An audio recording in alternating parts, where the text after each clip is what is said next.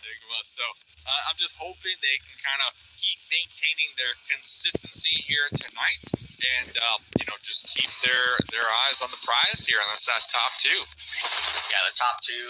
Obviously, like the main goal for most of these squads, and Titan Gaming, I think they're expecting a repeat of last season's qualifiers where they had that 30, 40-point gap. They didn't have to really even worry coming out of day two, but now it seems like the competition, especially with these new teams, these new names, I guess you'd say, like One Esports, like Extreme Ice kind of coming in and shaking things up a bit. That's kind of something I like to see out of our region. I don't like seeing the same names because I'm still a fan of that, out with the old and in with the new with everything.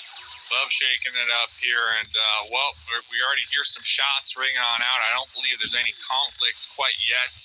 We do see a ton of teams all on top of each other. Have we been experiencing any hot drops here, Enigma? Got to ask you real quick. For the most part, it's usually just been manic, I think, on some of the matches like Sandhawk and Miramar. They've taken their fours. Unfortunately, I think they've lost every single one of them. Day one, they were dropping a lot of eliminations. I believe they had 20 total, but only one placement point. So them and Straight Outta Nepal kind of in that same boat of they had a lot of eliminations. They just were never making it to that late game position. But it seems like XYQ, Dave, if you didn't know, yesterday they were focusing the Golden Eagles and actually kind of preventing them of maybe making it their story into that top two. Fortunately for the Golden Eagle boys, they were able to kind of swing it back around. But now they've kind of changed their sights towards KR Esports this time around. Yeah, this is going to be a couple teams on the bottom. KR, 8th place, fortunate for them. And when it comes to XYQ, XYQ, 13th overall, 70 points behind that second place, that golden ticket to make it to that next round. So they understand the objective here today, and that is get as many points as possible starting from the drop. So I definitely respect that when we are looking at XYQ. I mean, heck, all these players, veterans in the game, they've competed multiple times in similar events just like this. So I'm not going to say they're nervous, right? I'm just going to go with maybe the story that, like you said, out with the old, in with the new. So maybe they're kind of adjusting, right, to these newer players and their play styles and the RNG, right, that goes with competing in a brand new, fresh lobby. Yeah, the lobby itself is always going to be that telltale sign of who's able to really fail-proof some of their plans. And, XYQ, this is a repeat of yesterday where they were able to get this opening knock and stuff like that, but maybe just forgetting that, hey, there's vehicles in the games. People are able to actually move around the map and get angles on you. Valak, unfortunately, getting thirsted out from his squad. But this team, I really had expected more from them with it being that core trio of ICU from back in the day. They were just short last qualifiers of making it on. I believe they finished 5th, so essentially 1 or 2 placements short of making it to Americas. And the squad, they have a lot of nice namesake players, I guess you could say, like you just mentioned, but unfortunately, today they've got to really start going almost back to back in these high point games, or else we're already going to have to discredit them. Yeah, exactly. And it starts from game number 1, right? 70 points. That is a tall ask. That's a tall order. But today is the day. It's do or die. And that's kind of the similar storyline that a lot of these players were telling me in the Discord here earlier on, that it's all or nothing tonight. I mean, the stakes are high. Only 2 teams are moving to that next round. So you really can't afford to have 0-point games anymore now that we are on that final day. But fortunate for these teams like One Esports, Dauntless, Extreme, the point gap's not that big, right? We got 12, 16, 22 points behind that second place, the Golden Eagles. So when we're looking at teams with the most pressure, I have to say, we're looking at one right now. It's Titan Gaming and Golden Eagles. I feel like they have the most pressure on them because they need to stay in that top 2, and the point spread isn't that much considering we got 6 games to go. Yeah, 6 games, anything can happen. I believe after game 4 yesterday, it was a 4-point spread between first through fourth, so 1-1, 1-1 difference between all of them, whether you go up or down. Thankfully, though, for the Titan Gaming squad, something that kind of breaks the ice is getting a little bit of a freebie knock and thirst out of the no-risk squad. So hopefully for them, they're able to kind of keep cleaning this up and they don't lose anyone early on because they're still not even across the bridge. They might get bridge camped and stuff like that. They've got a foolproof any sort of plan they have, and the best way to do that is to be able to keep all 4 of your players alive. But another team that's kind of losing players off rip seems like Manic. I'm not sure if they were dropping for vehicles and just got left in the dust, but they already lost 2 players, a little bit of a spread. And Team Raid, I like this sort of idea from them. They were able to pick up 2 little freebies, and they just kept rotating the zone. The shift is towards Naya, Dave, and from all the action we've already seen, no one's anywhere near there. Yeah, homie's rocking no helmet, double Bison loadout. Not something you typically see, but kind of going back to your Titan Gaming point, they need to start making up a game plan, right? They need to start making the move either across that east bridge, maybe look for a boat, get a little boat take going on. Boat take would be pretty solid in my opinion. It is going to be free and clear in circle number 1, but we'll get to that because the Golden Eagles, Frady cooking up a grenade, tossing it at DIQQ, tossing one in return here. Looking at the mini map in the top right, looks like the Golden Eagles are somewhat set up in a little better position. I already see one of their players getting that wrap around the alternate angle, trying to provide the support and hopefully put a stop to Team Raid's push. Yeah, I mean, Vic, he's completely isolated from his squad, almost trying to play that little bit of a bait angle, but the Golden Eagles has so much of a superior position, and this is actually going to be on the western bridge of the Millie Island. It looks like Unique Legacy. Yesterday, they were allowing teams to cross the bridge. This time around, they're holding people to the edge, and I'm not sure if KR Esports really recognizes it with the smokes. It seems like they might, but if you're a KR Esports fan, they've had their moments over the last 2 days, and unfortunately, they haven't really been able to stick themselves into that top 5 discussion just yet. But if they were able to come through and come out kind of on top in this engagement, this could be that, I guess, propeller forward for them to maybe start making their move for the top 2. But for the most part, you got to get by this bridge camp first. Yeah, and it does look like, if I'm not mistaken, they're pulling off of the bridge camp, right? They're going to be doubling back, trying to avoid it. So it looks like they did recognize that there were some opponents out there, like you mentioned. We saw that smoke from Unique Legacy. Unique Legacy, totally understand the plan here. Spending this time in the blue circle 1, they need all the points, right? So if they get 1 or 2 eliminations, maybe even a squad wipe here this early on, that would be worth, and then show up late to the actual circle. But when it comes to KR, they're not trying to risk it. They are a mid-pack team right now, so they're going to be doubling on back. Nice little view of the map here. Still, a lot of teams down there on the military base. Titan Gaming, one of the teams playing ultra slow. And look at this next circle. It's going to continue to shift up there in the north here, Enigma. Yeah, I mean, these squads, I don't think they really recognize just how many people are still out in zone on the southern side. We're talking, obviously, when you get just into that blue zone, Strangers BD, SON, even XYQ, we're hugging the edge of that Papa Blue area. And obviously, Dauntless, they've been staying true to their tactics, playing that western edge, kind of coming in. But with this zone shift up towards Stahlberg, there's a lot of elevation play these teams are going to have to be looking for. Obviously, the Golden Boys, Extreme Ice have perfect positions in this. For them, it'll obviously come down to where that kind of end game shifts towards or who it kind of favors. But the squad XYQ, they had that early engagement. Unfortunately, they have a man on the back of a buggy. Never really the best feeling if you're Nate on the back of it. You never like being that odd man out. It's one of the easiest kind of vehicles to get sprayed from. But going back to kind of your thing with these teams on that south side, I like Titan Gaming because they've done it before, but for KR Esports, I don't kind of like this idea of them maybe switching up and, going for that sort of late game rotation play.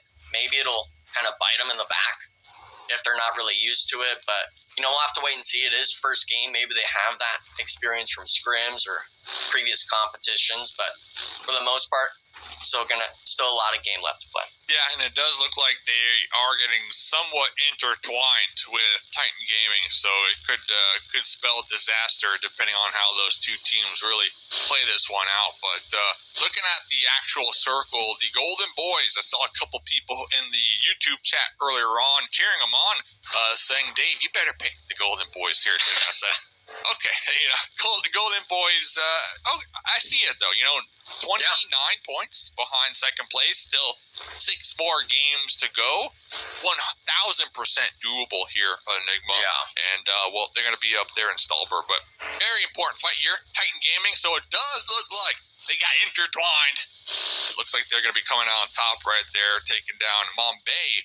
And to your point, KR down to just a solo now. Woo-wee. Yeah, I mean, that Western Bridge where I think they lost a player to Unique Legacy. They're like, yeah, we're just going to turn back around and go the other way. And then that's how, Titan Gaming's here. We're going to get Bridge Camp the other side of it.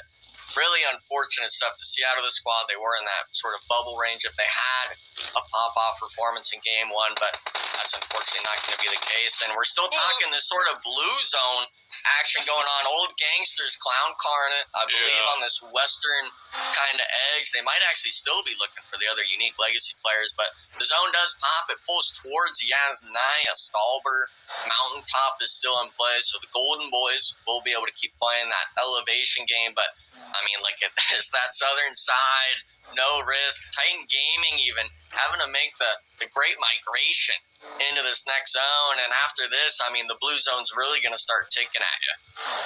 At least they got a tasty snack, to hold them off before on that long road trip when we're talking Titan Gaming. And, kind of going back to the KR play, they're 1,000% going to be scratching their head and probably wishing they would have just zoomed on right past Unique Legacy and took their chances, right, instead of doubling back on that west bridge and playing a little slower running into Titan Gaming. So see these little decisions that it's going to have you losing sleep at night, especially on days like this when only top two will be qualifying. But let's get into the fight here, because I do believe there's going to be two players from Manic, the last two alive. Make that one. Trying to hold down this compound from Strangers BD, but they were not able to do so here, Digma. Yeah, it seemed like Manic was playing this sort of rat angle. Maybe one of them made one singular step, because I don't believe Unknown or any of Strangers BD knew that this squad was here, or at least the duo of Manic was here. So little unfortunate to see. Imagine, this idea of if they were a four-man, could they have maybe wiped Strangers BD here at the compound? But unfortunately, that's not going to be the case. Kind of just 2 free points for the squad of Strangers BD. We're also seeing Titan Gaming with their rotation, losing a player on the movements. And surprisingly, Crow actually has all 3 of the eliminations for the squad. Let's go. That bridge play early on, you love to see it. He was kind of that name in this squad, Dave, where he wasn't really the one putting up numbers or, kind of being called out for being that European player or anything. So I'm happy to see that all the players on the squad, they don't let the news or the fame affect them. They're all able to put up and start shooting their weapons. Yeah, it does look like there was some type of issue with Kindness. I know Kindness was having power issues, I think, on day 1. That's not the case here today, especially with them just trying to be in that top 2, right? Just trying to hold it down, essentially. But here we go. Another big fight. The Golden Eagles NA currently trying to defend the apartments over here. XYQ. Remember, this squad, they need to take as many fights as possible, win them, and then continue trucking on along, because they are, minus 70 points behind that second place spot. So let's see what they can accomplish here. Yeah, I mean, for the most part, it's you against Golden Eagles. They name-dropped the Golden Eagles. If they were going to be the ones that were going to focus yesterday, the first 2 games, they did just that. Really throwing them off the ball, I think. Luckily for the Golden Eagles, they're able to bounce back near the end of day 2 to kind of stay in that potential for moving on to Americas. But now the issue is, when you're XYQ, you're at apartments. I get that these buildings are great for you to hold, but that also means it's hard for you to push the Golden Eagles, and we can see it just now. The smoke grenades, all the util is going to have to be dumped, but XYQ, they find an opening knock. We got to see if they're really going to be able to make the move or not. Yeah, we see the little smoke tunnel here, but it does look like they have decided to pump the brakes and not push across the way. This little laser beam right there. And the zone did favor both of these squads, so they don't necessarily need to be ultra aggressive, but we did see that knock, and I did see one of the Golden Eagles squad mates decide to cross that road here. We do see and hear the shots out there in the distance, but I believe the Golden Eagle is kind of getting distracted with another squad rotating past them, and, that provided the perfect window for the revive over here on XYQ. Yeah, no risk. Just went straight down the Yasnaya road and just said, hey guys, this is taken. We're just going to go right by you. They went a little bit deeper into the zone, and obviously we see the KR Esports player just on the edge trying to go for that placement. But with top 15 teams alive here, you're not really going to be getting any until you're in that top 8 range. And for the most part, those teams that are on that north, Dave, on that western side, they're going to have to start moving in, because when it's mountain play, like I'd said before, around that Stallborough area, when the zone starts closing, that means there's less room for you to play. And unfortunately, that means teams are going to start taking casualties. Yeah, exactly. And that kind of goes back to the point, like the Golden Eagles, XYQ, pump the brakes, let the lobby handle itself. Like you mentioned, in the north is just a mess now. We got Team Raid holding it down, Dauntless right beneath them on the low ground. But we got about 5 different teams trying to fight their way into the zone here. So we're going to have some squads get eliminated here very shortly. Klaus looking to get a nice little Molotov in the Harry Potter, trying to confirm knock they had on a limb, but the teammates, the smokes, beautiful smokes to kind of block those sight lines and give a limb a chance to crawl back, but it does look like they were spotted after all. Yeah, I like this sort of play from Dauntless. They were having this 1-2 split because you need to be able to hold this backside down. Obviously, Tensa, he is one of those stellar players we've talked about with the very impressive track record, to say the least, playing at PMGCs, playing in those sort of PMPLs back in the day and stuff like that. And to have someone like him as a squad, he's able to recognize, hey, we need to make sure we're watching all of our angles. Now, necessarily, he's not the IGL, but it doesn't help when someone's able to check all your T's and dot the I's, so to speak. But unfortunately, that's not going to be the only action. Dave, Inferno Esports now making their move towards the Strangers BD squad. And it's not actually going to be just them. It's going to be Golden Boys now coming down from the top of the mountain. Yeah, Inferno Esports kind of just falling apart at the seams right there. We saw one of their players in a bush, pretty well hidden. Wasn't even spotted by the Golden Boys, but decided to pop up and pretty much give the Golden Boys a free elimination here. So now Inferno Esports down to just Jazz, the last one alive here, trying to take fights on multiple fronts. Try to guess the Golden Boys from the high ground. Probably going to be spotting them out here very shortly once when the smokes dissipate. But this is going to be giving Strangers BD the much-needed time to get the revives, as we did see a couple of their squad mates knocked out in that whole engagement. So perfect time for them. The zone itself is just making a sort of time. Wow, look at the zone. Yeah, squads. Like, we're seeing Extreme Ice and the likes of them will probably rotate towards this engagement. Inferno Esports, Jazz, he understands he has to kind of make a move. The Golden Boys are going to make their action, so to speak, happen in the next few seconds, but for the most part, you honestly need to just back up and give it. There's no way you're going to be winning this, and if they just drop the dime on you, Dave, it doesn't matter. Strangers BD able to keep 2 players alive, and now this is that western side. Unique Legacy coming in and taking the action to Extreme Ice. Hit him with a fadeaway right there. Yeah, we got Extreme Ice over here and Unique Legacy all clashing it out here for this west side of the zone. Looks like Unique Legacy trying to avoid the grenades and, popping over here to Titan Gaming. Hello! How's it going? This is my boulder. EXO just said with the shotgun. Gonna be popping up, going for another one. Can we get 3? Yes, we can. Enigma right before getting taken out from Klaus from the third party, but regardless, that's a 3-peat right there. You love to see it. 3 points going their way.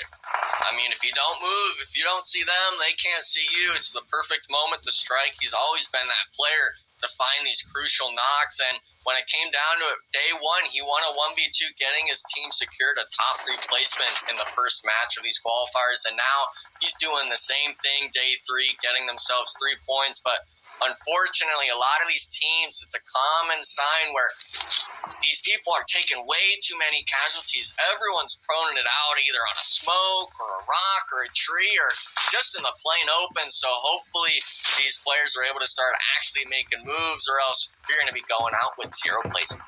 Yeah, and we have a lot of solos still left too, right? Like you mentioned, a lot of solos just trying to snake it out and trying to survive as long as possible right here. 11 teams. Looking at the couple solo down there. 2 solos to be exact. KR Hunter's still alive. We see them getting chunked out. They're about to be getting eliminated from Papa Blue. Here's another solo from Unique Legacy. Spotted, tagged, and bagged, and down to just 10 teams. So I'm looking at the circle here. Dauntless still in it on the southern edge of the mountaintop. Up there we can see. holding it down. Nice angles. Team Raid on the tippy top of the hill. Awfully close, grouped up together, holding down the angles. Besides that, any team in particular that you really favor their position right now? I'm loving One Esports right now. They're trying to wipe out the southern side. If they can get Zuko in this vehicle, it really open up this whole sort of hillside and maybe expose Dauntless's split. But with one of you getting knocked, especially with it, I believe, being Poppy Triste, the sort of star player for this team, it's not going to be doing good if that player gets eliminated. We're also seeing, though, rest of the squad, at least the solo of XYQ. Oh, my goodness. They're almost dropping it. Good. The bounce. Oh, they still got him. They still got him.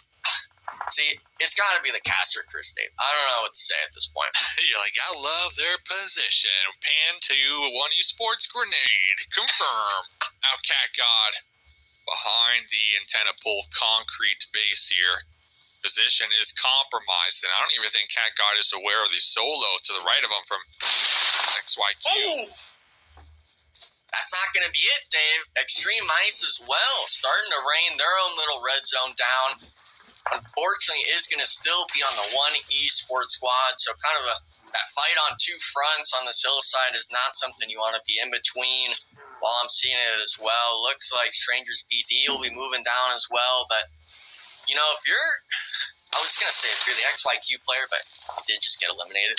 If you're One Esports, I was going to say, you know, if One Esports gets wiped, you might be able to snake in and get a few extra placements, but unfortunately, that won't be the case. Now, One Esports having to make that their playbook sort of idea, only being down to, I believe, just a solo. And surprisingly, a lot of these squads still have 3-4 players alive. We know just how important it is. Kind of, what are you? What was going on with the Golden Boys? What are they doing? What was that? Okay, we'll have to get a confirmation from the Golden Boys. I don't know. I don't know, but talking about teams and positions, I love right now how Extreme Ice are playing this one really slow. They had the 3 up in the zone. They were tunnel vision onto One Esports, trying to clear the southern half of the circle, but also kept Robert GG up in the north, pretty much protecting their backside from Strangers BD. And once when Robert recognized, okay, they're not going to be pushing the hillside, they're going to be on top of the hill, that's when Robert decided to group up with their teammates. And I'm really enjoying just Extreme Ice Game 1 right now, Enigma.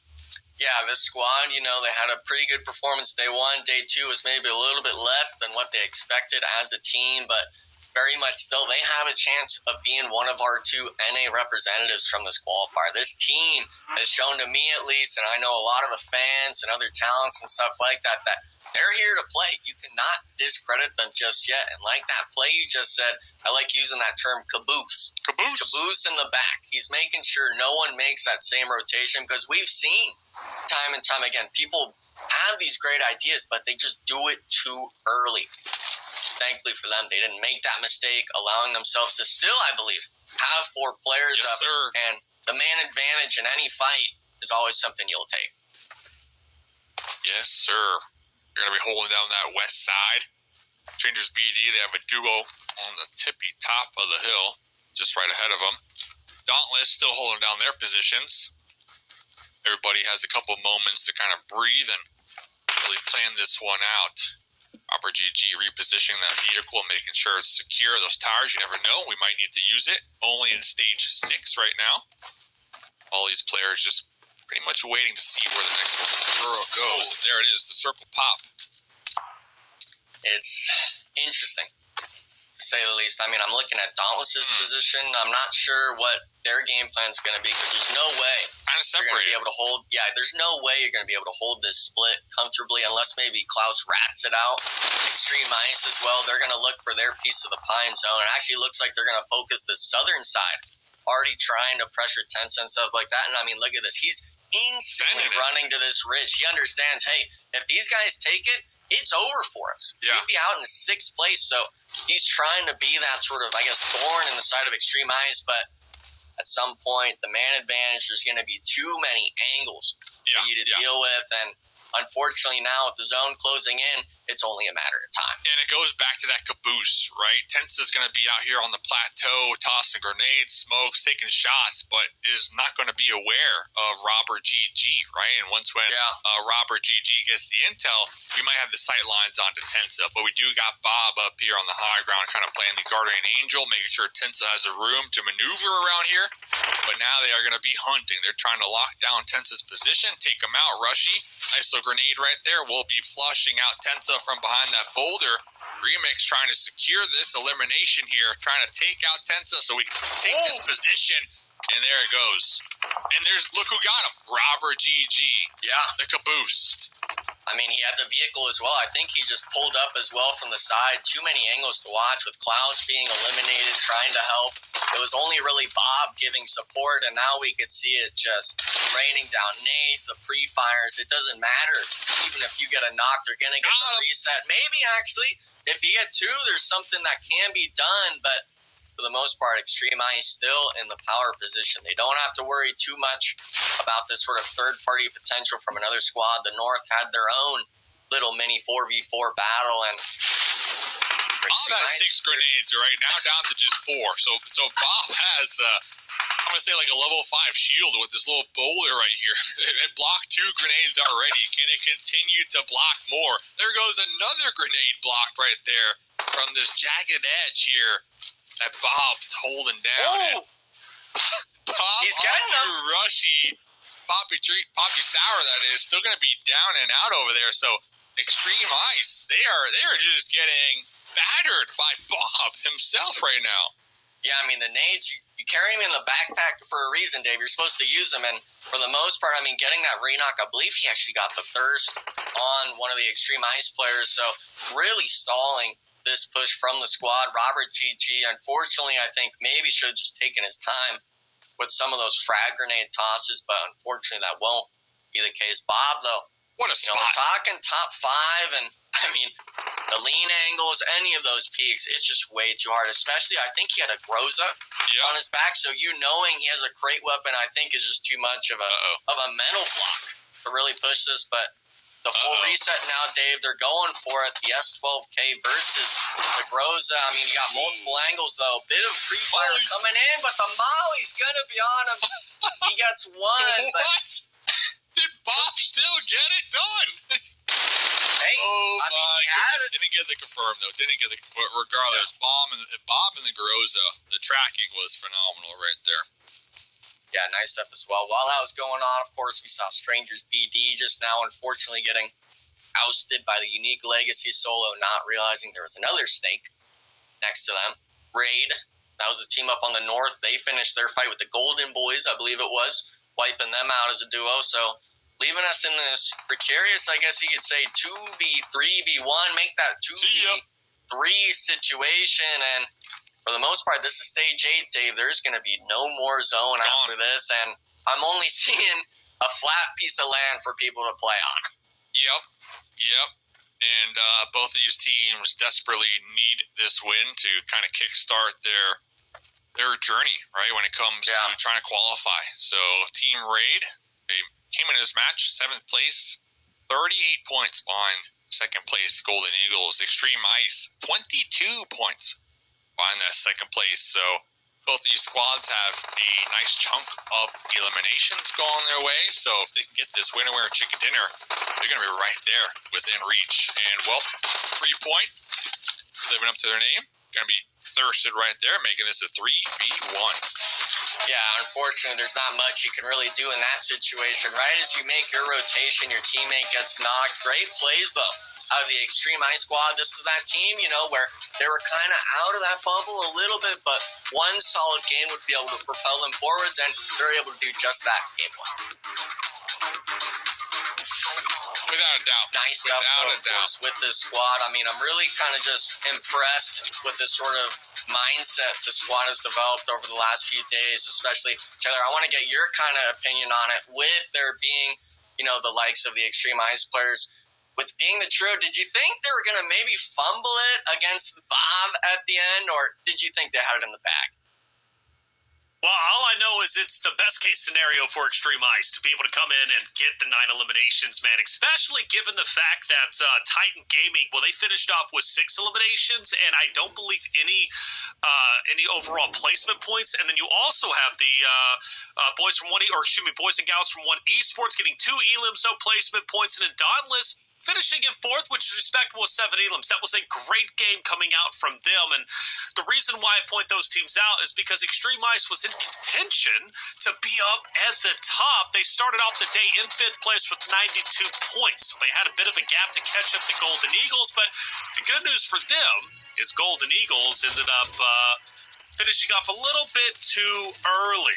Because of that, well, they could now potentially be in trouble. So good news for Extreme Ice. They've got to be feeling solid. And also for Raid to be at the top, right?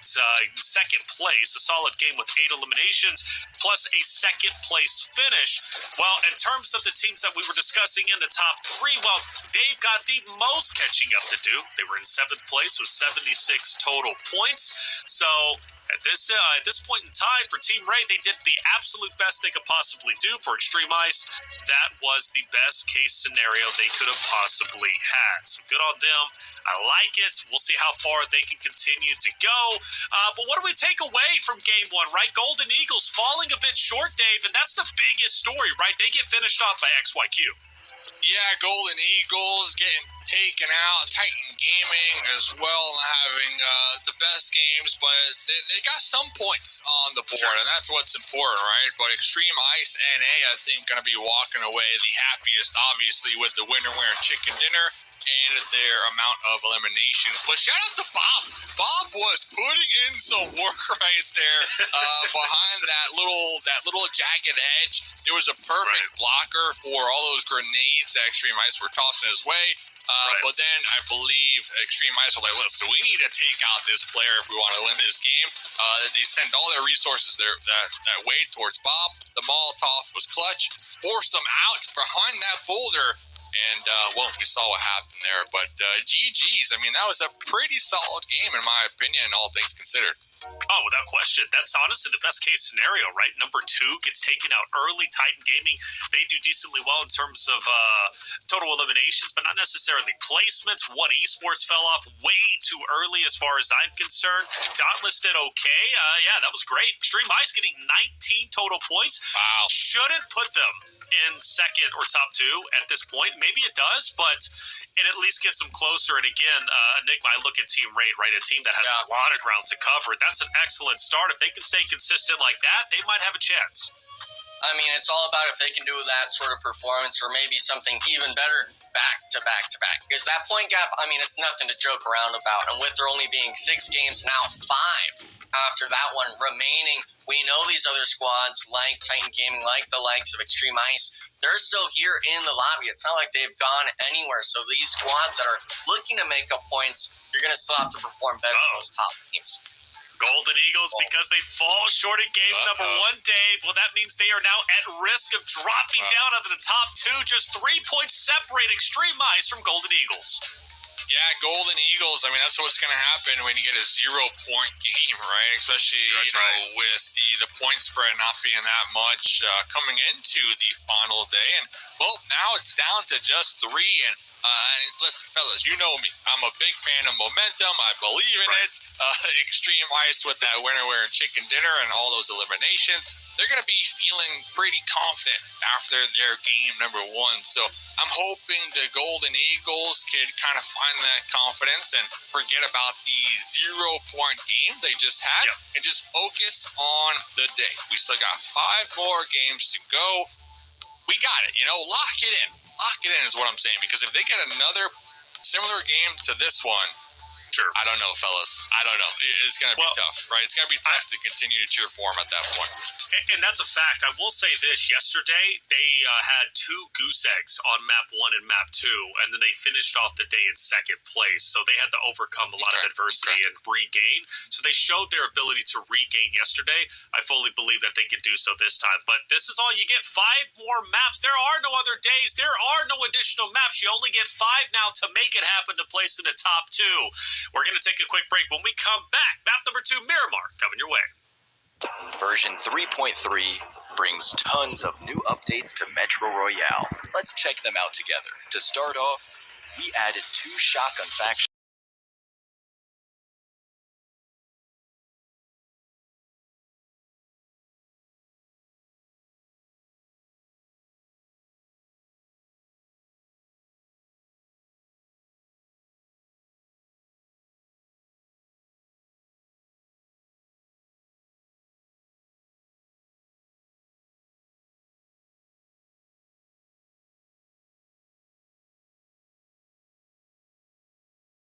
Hinsa was brought on, just 10 minutes before roster lock. I love the fact that obviously Klaus has been this OG member here. Casper being on this roster too. Like, they just make magic happen. And I think Dauntless' story, well, there's still a lot more to tell.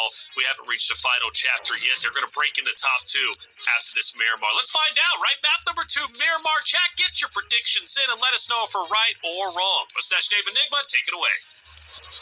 I'm not too sure if Miramar is that magical of a place, I guess you could say. It's kind of hot, and, there's a lot of sand, and there's dirt on the ground, Dave. But I do like that idea Taylor said, where it's, these squads, they're able to make magic happen. It's them being able to come forward and really show that they're able to evolve and kind of adapt to the competition. And, what's at stake here for everyone, in case you've forgotten, is top 2. That's the number we can see on this left side. They're at 108 in 4th place. Second is just a few points ahead of them. So these squads that are all in that bubble, they've had their own magical moments, but we'll just have to wait and see if Dauntless is going to be that team at the end of it all that is going to have that last laugh. Yeah, I am definitely cheering for Dauntless, but I am somewhat conflicted, right? Because only 2 teams from this lobby will make it to that next stage. And honestly, I don't know who I'd want Dauntless to kind of replace. I'm a big fan of Titan Gaming and the Golden Eagles. I just can't decide, so I guess the players will have to decide for me here. But talking about deciding, the Golden Boys looking for some golden points here really early on. I already see a couple knocks. This is going to be Manic, the last place team in the lobby. I'm getting farmed right now from the Golden Boys, who, if I'm not mistaken, Golden Boys are 25 points behind that second place golden ticket spot here. So let's see the last player from Manic. Got the Bowie knife, got the green screen suit. If they can pull out the hero play right now, Enigma. Yeah, it's just a bit of deja vu from yesterday. That same exact wall was where their squad was wiped yesterday, and now the Golden Boys, they understand where the solo's at. The green screen outfit's not going to work if we don't have the chroma up, but for him, he does find one, doesn't go for the thirst, so Golden Boys picking up 4 free eliminations, it seems, early on. No one near them either to try to kind of contest a third party. And if you're the Golden Boys, you just said that 20-plus point range you got to make up. Obviously, we've seen a lot of these teams in that first, second, third, fourth place range. When they get their wins, they're dropping 8, 10, 12, even 14 eliminations. And it's kind of that idea, for me at least, where it always starts with 1. And you getting 4, that's a lot better than 1. It's just a matter of, can they keep that momentum that you like to say going forward? And one of the teams that never really has found their stride yet is this XYQ squad. They always get these early engagements, but unfortunately it just seems like the Golden Eagles are just getting the better end of the stick against them. 4 is better than 1. And, I guess the Golden Eagles are saying the same thing because they got 4 up compared to XYQ with only 3 up. And it does look like the Golden Eagles are slowly starting to surround XYQ, get them pinched down. I see Bray all the way down there in the south was able to acquire a vehicle. Might opt to try to get on the mountaintop to overlook XYQ, and Brady's still in the buildings, awfully close. Looks like a couple of squad mates from the Golden Eagles still going for some loot, looking for some helmets, the most optimal gear here to take the fight, but they are 1,000% going to be slowly contracting and pinching in XYQ here underneath their grip. So it's really going to come down to if XYQ can hit these shots and get these quick thirst before the Golden Eagles can use their numbers advantage up against them. Yeah, I think the main part is going to be this sort of mountaintop.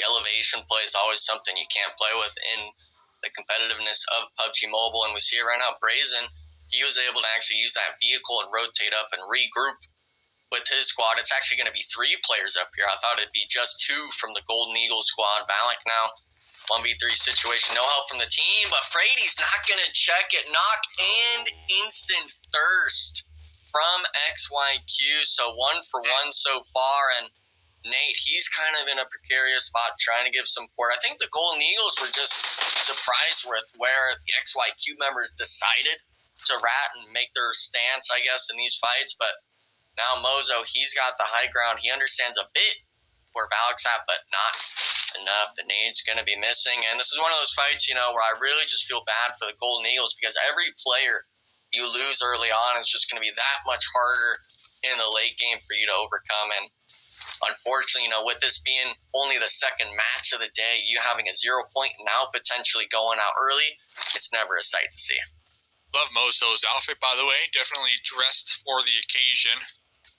Let's see what Bray could do, though. Going to be cooking there. 1 grenade at no helmet. Really looking to hit the mark here. Will be doing just that. Huge grenade right there. Bray should be able to get the confirm, but kind of going back to your point, like you said, you felt bad almost for the Golden Eagles for losing Frady right there. Personally, I don't. They need to use this as a learning experience because they knew there was a team over here. They knew they had the numbers advantage, but yet they're just kind of investigating on their own, right? One at a time. And, there's snakes over here looking to confirm the knock immediately. So not exactly sure why Frady was by themselves on that push, and they paid the ultimate price here. And like you mentioned, it's going to be setting back here a couple pegs, especially with all that's on the line for the Golden Eagles. We saw game 1, 0 points. Fortunate for them, at least they have 2 right now. Looking to get 3, but they're going to be down a member, so it's going to hurt them here come late game. Yeah, I think this is kind of nice, though, when you're contested off drop and you do win the fight, especially when a player like that. I mean, Valak was trying to head for the hills or I guess the buildings and just getting shot in the back. Legend still being that caboose player off in the buildings, and they do have 1 solo of XYQ still kind of up on the mountain. Maybe he'll be able to play spoiler like Valak early on. Actually see the shots are going down, and he was able to be the spoiler. Mozo pulling a Frady. The same thing. Forgetting. The same thing. Everyone's in their own world, I guess, Dave. I don't know what to say. They need to be at least playing with 2 together. I mean, am I wrong? No. Okay. We're never wrong, Dave. We're never wrong. We're always right. That is right. true. Yeah. Always right. But yeah, at least kind of moving together as a duo, right? In my opinion, because right there is a prime example why you don't want to be solo here, out of sight from your squad mate to be able to easily provide that cover fire if you do get knocked, to try to put a stop to the instant confirm right there. And yeah, the Golden Eagles, hey, we got some eliminations, sure, but now we're down to a duo here, and it is very early on this Miramar map here, Enigma. Yeah, I mean, the duo, I really like your idea of, it's a learning experience, and I would rather have had that learning experience be just, the trio living, but now with it being a duo, I mean, it's almost a complete disaster. Yeah, you get Dauntless are over here too. I mean, to make matters even worse, right? Dauntless is a team only 6 points behind your second place finish or your second place team. So, yeah, the duo from the Golden Eagles, they're gonna have to. Oh my goodness, they're gonna have to rotate through here. And look at this, Dauntless locked in. Enigma. I've never seen a team more locked in my life here, and they're trying to take out the Golden Eagles here. Well, when your leaderboard's so close, like you just said, I'm also seeing Titan Gaming is just south of them. They could even rotate.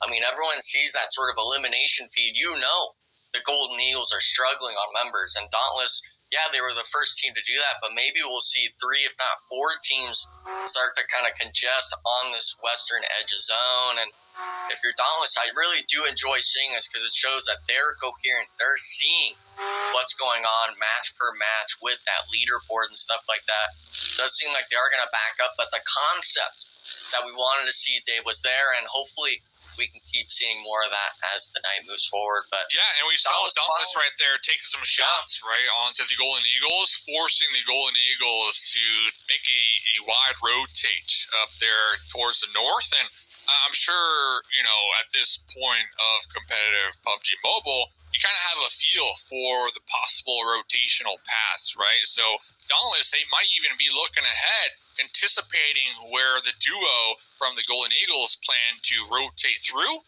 and cut them off once again. So definitely a big fan of kind of what we're watching here. But yeah, let's get into the game here, because we got a couple teams that are going to be up there on the mountaintops in the actual zone south of San Martin. But big storylines kind of unfolding in front of us. I mean, we got the Golden Eagles, we got Dauntless, you mentioned Titan Gaming down there. So pretty much the top three just magnets right now on this Miramar map. Yeah, and that's always a scary thing, because you could really go anyway with those squads. If a player just makes one simple mistake, you go from a 3v4 to a 1v4, potentially even a 3v1 if you're on the weaker end of the stick and the other team makes those mistakes. And we had seen it yesterday. Dauntless, they go back-to-back wins, game 4 and 5, and they drop 1 point in that last match. So some of these teams do get heat checked even with that momentum swing coming forward into them. And I'm hoping that these players are really able to keep their heads kind of locked in and not really losing their cool, to say the least. Lock it in. Losing their cool here on Miramar. It is the map that you most likely lose that cool on, as you mentioned. You're not a big fan of the sand here on Miramar. It kind of gets that vibe. You can see me.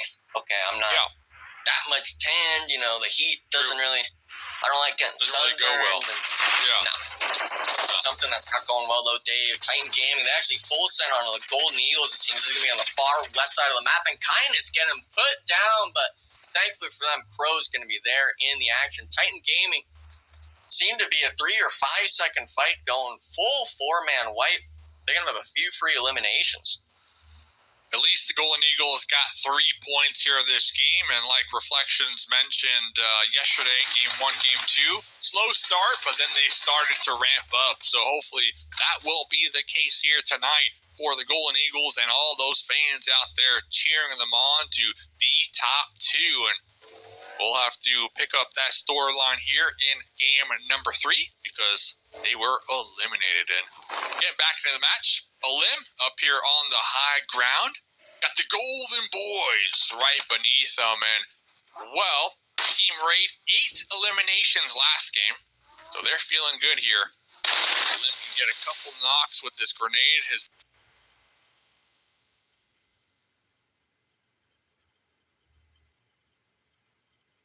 boys already ready, locked in the vehicles right beneath them to make this push.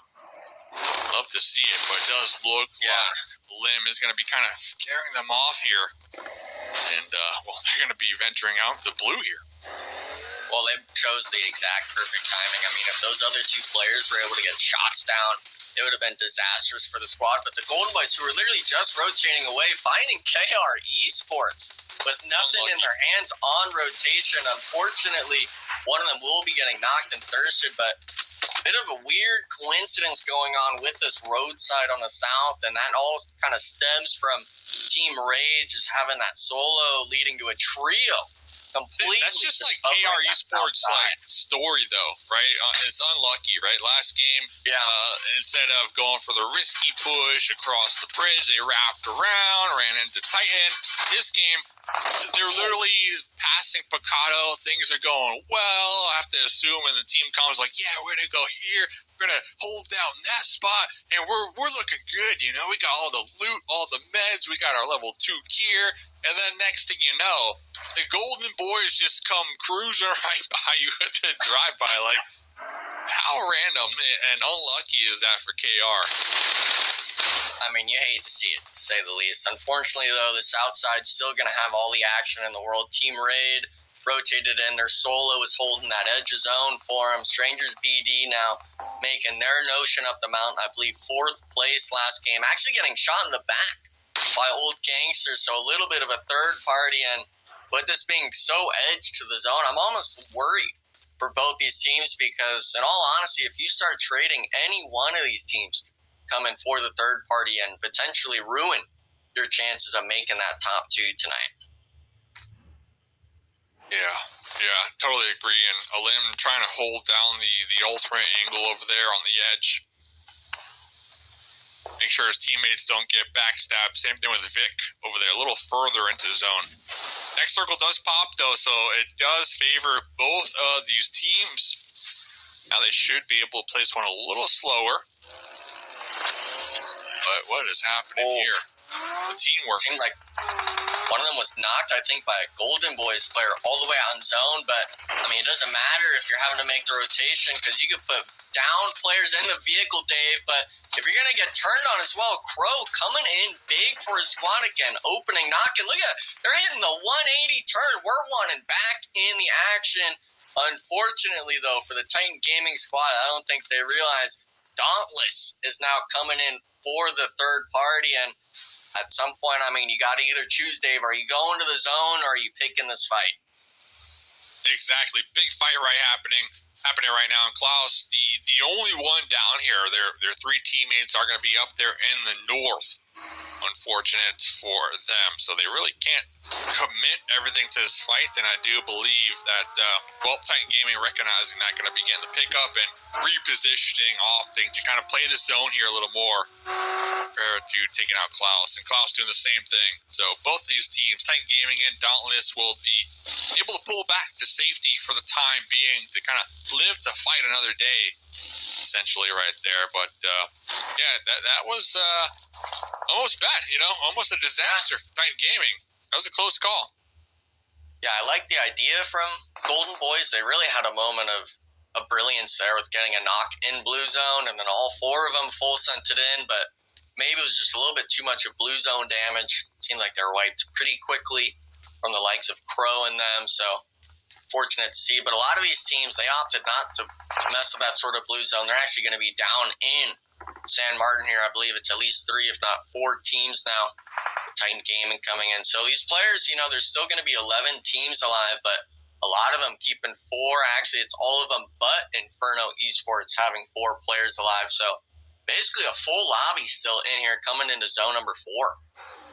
Full lobby. And you got to respect the Golden Boys. At least they went out with 7 eliminations, right? So those points are extremely important here, especially because we are on the last day.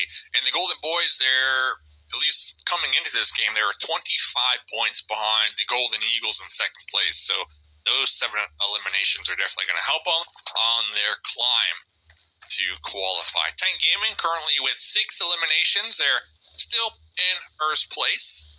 A nice little lead between them and the Golden Eagles. The Golden Eagles, they were the team that was on the cusp, only 3 points ahead of Extreme Ice. So going to be biting their fingernails here come this game. But Extreme Ice, 0 eliminations so far, but they have the whole team up. So it is not done yet. Strangers BD over here getting shot, getting peppered from downrange. Do have a nice little spot for the time being, but they're trying to locate exactly who's shooting them and from what direction. I believe it's going to be Team Raid. Trying to get it confirmed over here. Fishy going for the revive. Should be able to get it. Yeah, this spot's one of those things where you're kind of just waiting for that next zone to pop. We do see it because they're wanting to leave this place immediately. But Team Raid kind of circling around you, obviously Inferno Esports as well, getting shots from down below. You're really needing to make sure that you're not going to be the ones caught out in the blue zone. Everyone starting to make the rotations.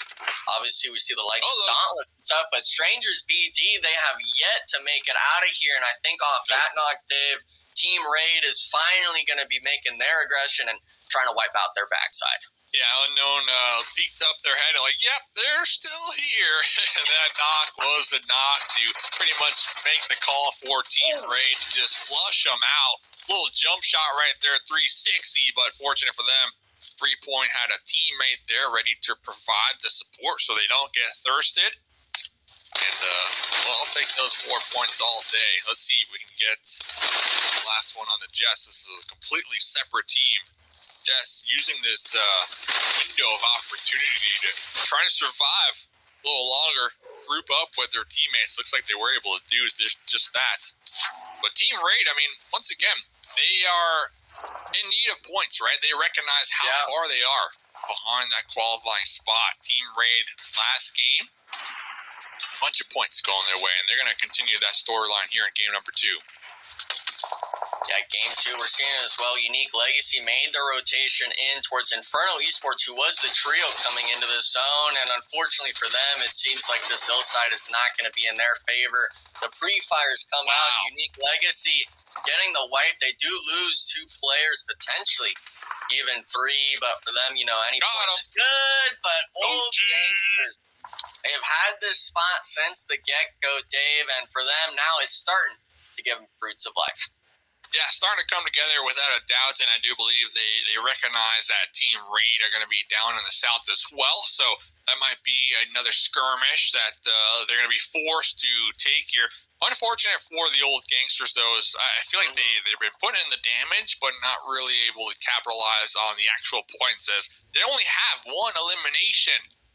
Unfortunate for them, but the game's not over yet, and they got a nice little spread down there in the south, overlooking straight out of Nepal and Team Raid, so we'll keep tabs on them as we're going to be tuning on in with Titan Gaming. Looks like EXO was knocked out in the push, was able to get picked up. That is going to be One Esports right across the way. Friendly neighbors, of course, for the time being. But for how long? I like how we have this circle, that main road, just kind of, dividing it right in half. You got the teams in the north and the teams in the south here. I see it as they kind of got their own little world going on, they're playing different games right now. Even if it's to the east, like straight out of Nepal, you could even say is in their own little third world. But, these zones, I really kind of want to make a note of it, is especially with every single team having 4 players alive, depending on where the zone shifts, we'll see it right now. You're going to see a lot of these teams have to really commit to these 4-man plays, whether it's going from building to building, whether it's going for that smoke play across the road. It's going to really come down to who's able to execute better than others. And Dauntless now, they're making their execution. They have this far north side, Dave, now turning their sights to no risk, but the nades aren't really going to connect just yet. You got to get the solo player at some point. Yeah, they're just applying so much pressure right now onto no risk. And no risk, they're just trying to avoid the fight, essentially, with Dauntless. Of course, Bob is going to be knocked out right there. They should be able to get the pickup. Benny trying to third party, trying to help his teammate from getting thirsted, not able to do just that.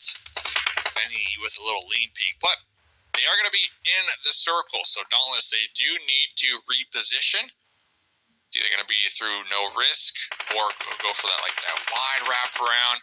Regardless, it's going to be difficult, especially with the extreme ice over there on the northeast. I mean, if you're in the game here and you're Bob, what are you seeing right now, Enigma? I mean, I'm seeing no risk made a fatal flaw, having a solo back there, and I think you're going to have to just look at and say, hey, we got to start pushing either this team, we just got a solo player on, or we got to start moving around and seeing what actually is open, because we can see this west side of the road is potentially free. It looks like they're not going to make that cross just yet. None of those players being knocked yet, and actually looks like Cloud's getting another opening onto the no-risk squad, so a duo now. They're still out of zone now, just reaching in, but why would you stop here at this point, Dave, if you know this is the same squad you just got one down on, and the nades now, these got to be coming in clutch. Havoc, he made it happen with one, but is it going to be enough to halt Dauntless?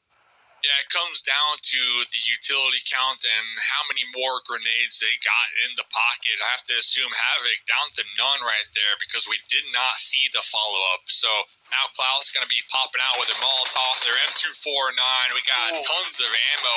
Nice little molly to stop the window peek. Klaus is just hitting these shots through the window. Now Casper knocking on the front door of Havoc, waiting for the Molotov to dissipate Havoc. Back against the wall, and we got the whole team of Dauntless looking to flush them out here.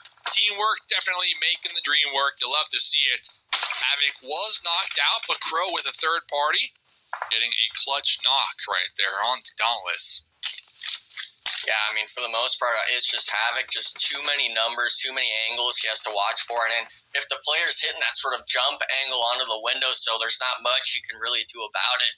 Unfortunately, his teammate was knocked as well when the Dauntless players were crossing, so there was no additional support when these plays were happening. And we can get this nice overhead view. Dauntless still able to get the reset and have their full squad up. So these teams, we're still seeing if the eliminations are starting to rack up for some of these squads, but for other teams, they're falling under the pressure. Yeah, and we can see, Dauntless only a week old, right? This roster, this team playing together, but they're playing as a unit. They're working together. They understand it's a team game, and I'm still harping on the Golden Eagles early game play, man. They were not moving together as a unit. Like you mentioned, they're kind of all off of their own little individual missions, trying to get the elimination, and it didn't play in their favor. So I think a lot of teams in this lobby can definitely take some inspiration from the fact of it's a team game, so play as a unit. Use your numbers. And right there is what Dauntless did. And they still have the whole squad alive, right? And they had multiple knocks on their end throughout all those engagements just to kind of push into the circle. But they're still a four-man unit, right? So Dauntless, big fan. They're not going to be in the next circle, so they're going to have to regroup, heal up, and do the same thing, Enigma.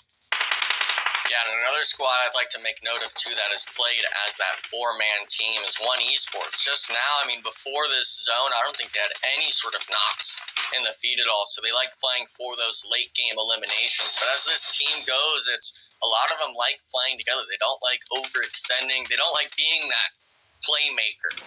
And, some teams, they thrive off having someone like that. This team doesn't. They like playing their game. They don't like bending their rules to anyone or any squad that comes their way. And there's a reason why they're in that top 5 contention, going for that top 2 placement potentially. Unfortunately, though, for them, they're going to have to deal with Dauntless. This is a team that's been steamrolling everyone, Dave, it seems, on this north side, now turning to this main billboard building. Yeah, it does look like One Esports are going to be somewhat separated here, holding down multiple points of interest. Got Team Raid. They went for a push on the broken wall over there. Yeah, I'm looking at Dauntless. Now, Dauntless, they're going to be in the zone in that position, so I'm almost curious if they'll kind of just pump the brakes and call it what it is and wait it out, really see where the next circle goes. Try to get some eliminations that walk their direction, of course, but I can't imagine them trying to go for an aggressive push right now. You got the cover to work with. Klaus does have a grenade ready to let that one rip, given the opportunity. 8 teams still remain in the lobby here. Jeez. A lot of cover, a lot of angles to be had here. Never know who might be hiding around what corner. That kind of goes back to that Golden Eagles, got to clear every angle. Got to clear every spot, especially this late game. We could see it's probably going to be that zone 9 finish where it goes to nothing. You're going to have to make sure there's no rats throwing you out on the walls or maybe even blue zone potentially. Dauntless, though, they're not wanting to wait for that angle. They were looking for that push, but Tensa, unfortunately, getting beamed out by Poppy Triste, I believe, one of the off-angle players. And Dauntless, they were kind of in the prime position. Now, One Esports coming in, but they don't know about the rats. Bob gets one. Still potentially sticking the reset. Casper potentially able to make the magic happen. Klaus, nade primed in hand, and he's got to go for these pre-fires. Something has to connect. You need to bring this back for your squad. One of them does go down off the nade. He gets out of the room, and the player's 1 HP, and Klaus goes out the window, not finding him just yet. Cat God finding the angle, and unfortunately for them, throwing the 4v3 angle Dauntless coming out on top, and Klaus with 5 eliminations to his name. Yeah, Klaus vaulting out the window, so instead of opting to be stuck within the room with the grenades and Molotovs, really having the 200 IQ play from the window right there. But Titan Gaming, they watched this whole battle unfold right in front of them, and well, they let the grenades do the talking. 10 eliminations going the way of Titan Gaming right now. 4 teams to go. Extreme Ice, another huge opportunity for this squad when it comes to trying to breach that top 2 position here, Enigma. Yeah, I mean, they're the only 4-man squad. They only have those few eliminations to their name, but they're looking to play that late game. They want to make sure they confirm as many points as possible. We're seeing there, Kindness, he's holding the caboose angle, of course, making it look easy getting a solo in these squads with the zone coming in. Every step matters. Every bit of HP matters, and including that utility usage, everything needs to be on point if you want to win this zone, Dave. And for the most part, I'm loving Extreme Ice right now. They got all their players up, and they still got all their utility views. Yeah, and Poppy Sour has this clutch little broken wall right here. Wow. This wall is so clutch. And this is stage 9, so it just straight up centers up here. You have to assume it is late game, so the utility is going to be pretty low. We currently see Titan Gaming trying to toss everything they got in the pocket before making the push. Crow doesn't care about the wall right there. Going to be using the grenade, creating a mini red zone. Take out Poppy Sour, crawling behind the RV. Let's see if Russia can pick him up. I'm surprised. Across the way, straight on the pole, not really making noise right now. Kind of letting this engagement unfold across the road here. Crow still with 4 more grenades, looking to connect it, tossing the long arm. Is it good? It is good, baby! I mean, this is why you wait. You save the utility, and Crow is making it look easy from downtown now remix. I mean, you had the full squad up, and you just get pieced apart without even getting to shoot your gun. Titan Gaming from 0 to hero, wiping the likes of Extreme Ice, making it look easy out here on Miramar. Wow, the grenades right there. I believe Crow had 6 eliminations, over 1,000 damage done. EXO, 4 eliminations. Kindness with 3, and Poncho with 1 elimination. Titan Gaming, they didn't want to leave it to chance. You know, today's last day. They want to qualify. They're in first place. They said, listen, we're going to get this win, and we're going to get a bunch of eliminations to strengthen their first place on the overall. Right here, Reflections. Yes. Without a doubt, you know, they started off, day 1 was kind of like, Titan Gaming, it's a bit hit and miss, but they've been coming into their own from day 2 to day 3. Again, it's still a relatively new roster, right? So they had to get their legs underneath them, figure it out, what's going to work, what doesn't work, and I think now they're hitting their stride. I mean, that's 2 games that are relatively decent. Game number 1, granted, they did finish off a little bit earlier than they wanted, but 6 eliminations. So they take that to the bank. They were already in first, so they extended their lead, and this game is going to help them out tremendously. First place plus a ton of eliminations. EXO as well as Crow really holding their own, and it's nice to see Crow stepping it up because he's been relatively sluggish, not only from last game but a little bit from yesterday as well. So Crow coming into the mix, showcasing why he's here and what he wants. But from one high note to a low note, Enigma, let's go to you because Golden Eagles, it just appeared disconjointed. I know Dave was hitting on that. Their pushes, they're a little bit lackluster. We mentioned yesterday, you know, they started off with 2 goose eggs, and this is their 2, right? They need to step it up in map 3, but right now they're not looking the best. Listen, I mean, the broke clock is right twice today, I guess, in that regard, but I'm not really picturing this squad being able to bounce back when it's the last day of the qualifiers where you have to be in that top 2 range. Having a repeat of yesterday, I think that mental strain is just way too much for some of these squads, and if you're the Golden Eagles, it was really just to showcase this game especially of them not really checking their corners, crossing their T's or dotting your I's, whatever phrase you want to put to it. Just the fact of the matter that maybe they're just mentally disconnected. And for our teams that we want in that top 2, we want the best of the best, and that means you got to be connected as one. That's right. And might have been clipped.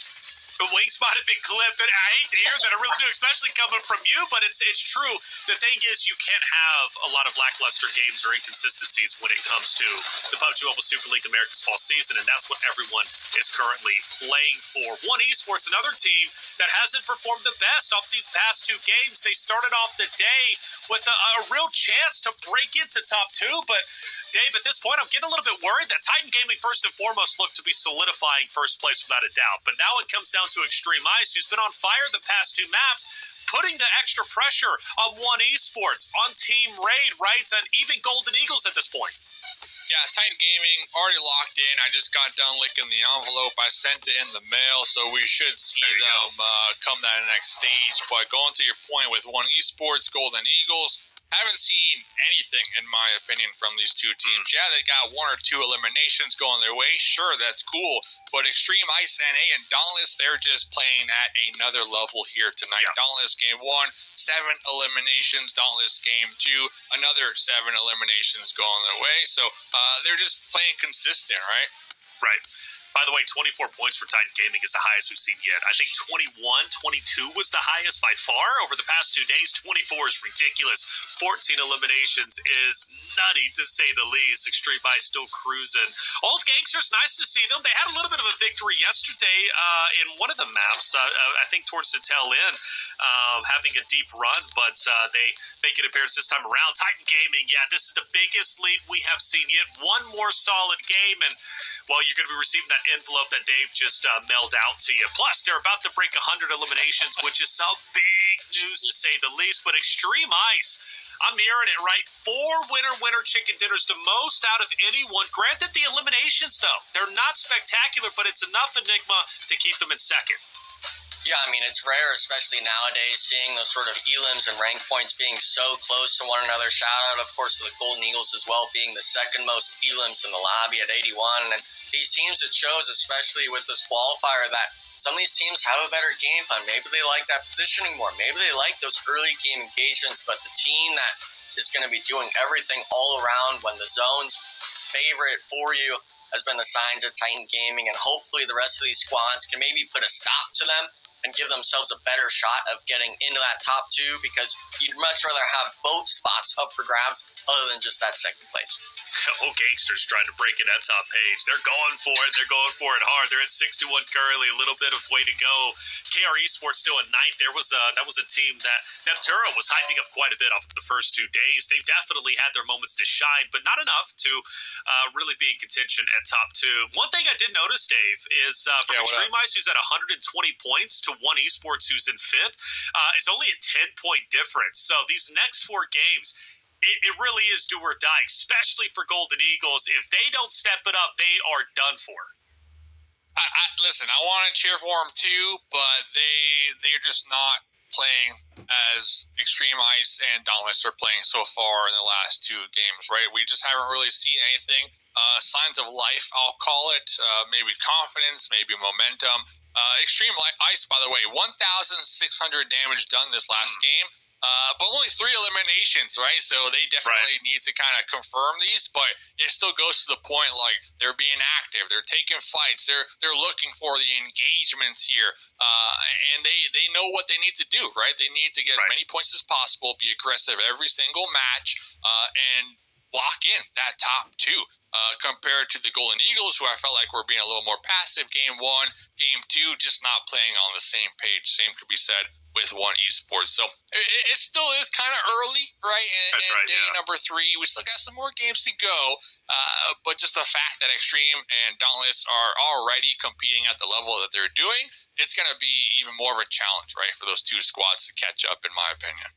Well, from 2nd place down to 5th, only 10 points separate those rosters. And again, the goal is to be top 2. So there's a lot of contention at this point in time. Titan Gaming fans, rejoice. You guys are looking great. But if you're a fan of Extreme Ice, Dauntless, Golden Eagles, or One Esports, it's looking a bit testy. Only 4 more maps to go. We're going to take a quick break. When we come back, our halfway point will be breached. We'll be hopping into map number 3, Erringale.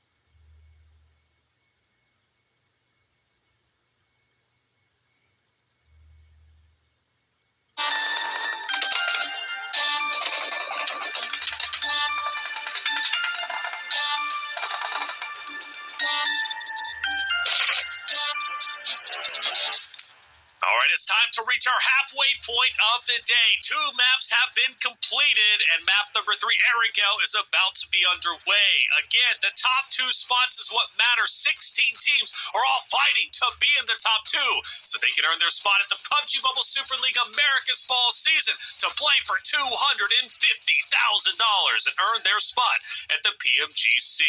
Who will it be? Well, let us know, chat. Get your predictions in. I'm thinking there's going to be a spicy drop between XYQ and Golden Eagles. They've been going at it, not only on Erengar, but also Miramar today. And for Golden Eagles, well, they've got to clean up their rack. They've dominated the first 2 days, but they're not dominating today. Will this be the turning point? Without further ado, let's head into map number 3, Erigel. Mustache Dave and Enigma.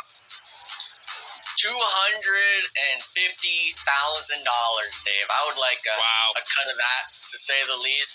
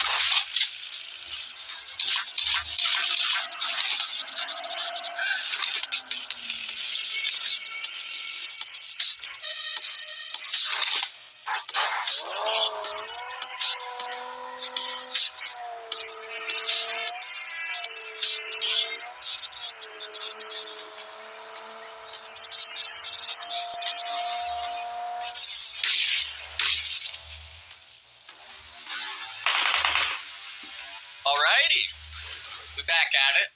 Of course, Mustache Man and myself already getting back into that action. KR Esports gonna be up on the mountaintop here, Dave. They're one of those borderline teams, and unfortunately, it seems like they haven't been able to find their stride just yet. And it's against the likes of old gangsters who today have seen. Seems like they're starting to turn up the engine. The only question is it a little too late in this tournament? Yeah, let's see what they can do here. Already 2 members of KR down, bleeding on out, calling for the revives. OG now going to be pressing the envelope right here, sending it, trying to get the full-on collapse right now.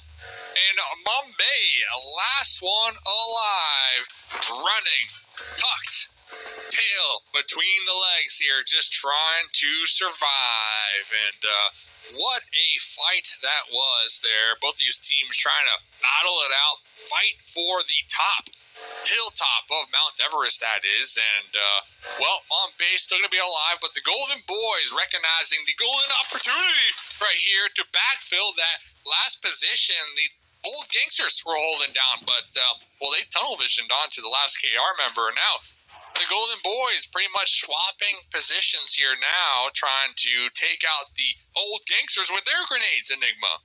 Yeah, I mean, for the most part, it's really tough to see with old gangsters because they understand just how important that hilltop position, I guess you could say, is. And if you stay like this, you're really kind of working against the odds you just had. And the Golden Boys, they were looking solid for the last game or two. You know, they were having their moments of brilliance, but as of right now, with it still being so early in this match, are you really wanting to kind of test the waters and see if you have it in you to win this sort of fight? And thankfully, both these squads, they do have a few eliminations under their belt, so it's not like they're not in it to win it just yet. But for the most part, it seems like they're going to be at a little bit of a standstill. I'm not too sure which of these teams is going to really opt to leave this spot first, but maybe it's just one of those moments, Dave, where they just like kind of taking shots and padding the damage numbers.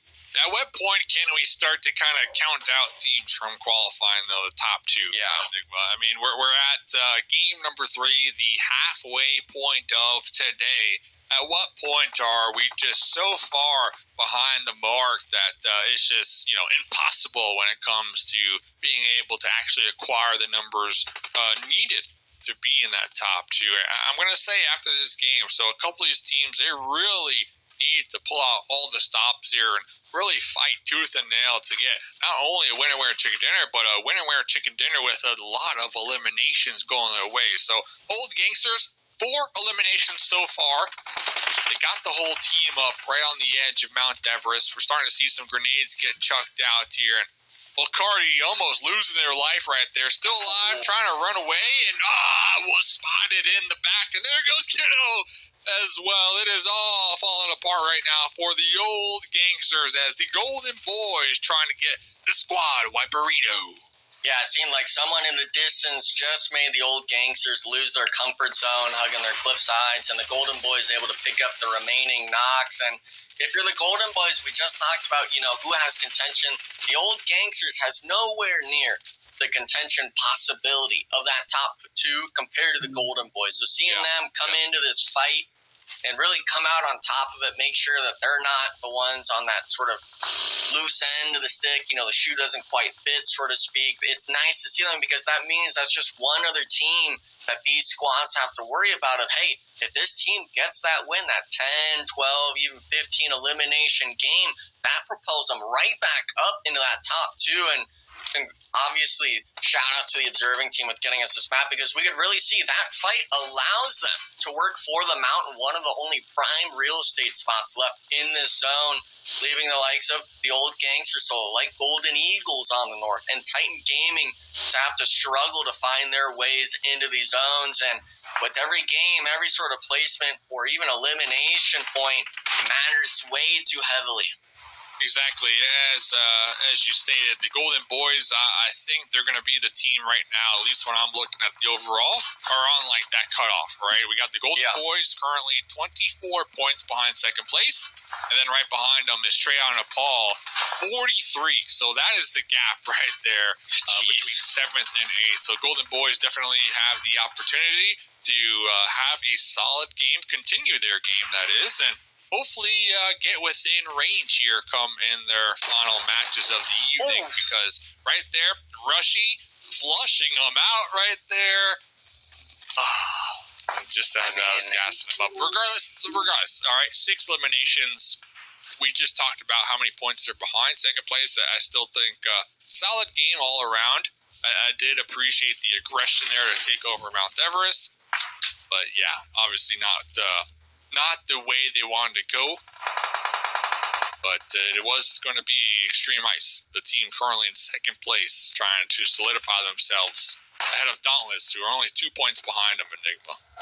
Yeah, I mean, unfortunately, it's, we'd like to have every team have it their way, but, in the likes of Pubg Mobile, only one person can sit in that crowning spot of first place. Only one team can get those 10 placement points per match and start to rack up those eliminations. And these squads, they're really having to pick their own battles and put the game into their own hands. You're not wanting to be that squad that sits back and lets other people kind of make faults in your own moves. One team that's especially been able to do that today was Titan Gaming, especially Crow, but Casper winning the 1v1 on the pull-up, still having to worry about those other squads given the third-party action in. And unfortunately for the Titan Gaming squad, they're going to be split. X-Zone now isolated off, and it looks like it's actually going to be one esports kind of craning over the top. So these squads, the river really makes those sort of real estate spots virtually non-existent if you weren't there already in the earlier zones. Yeah, I'm looking at Inferno Esports. Yeah. Oh, no. Wow. I was going to say, I'm looking for them to make the play, right, Enigma? The Inferno Esports, 67 points behind second place, right? Yeah. There's really no room to, as the last player alive is Chill, there's no room to chill, right? You get the knocks, you make the push. You don't second guess it. You don't sit there and come up with a game plan. You just let your instincts kick in at that point, in my opinion. And, well, they paused, right? They got the 2 knocks, and they hit the pause button for a little too long right there. And, well, they lost one of their players in the process. So, unlucky, but lucky for the solo, at least for Dauntless, as I do believe they're still going to be in it here with only 2 eliminations going their way. But remember, they're only 2 points behind Extreme Ice NA, so they're going to be fighting for that second place as of right now. When we get into this game, what is happening here? We're sharing the car. Okay. It's working out. I mean, it's actually two different players. Yeah, I know. Two different players, but like, what's the play? Like, hey, I mean, the play is go like as long as you can. Aren't they already swimming? They're already in it. But what do you think they're telling each other, though?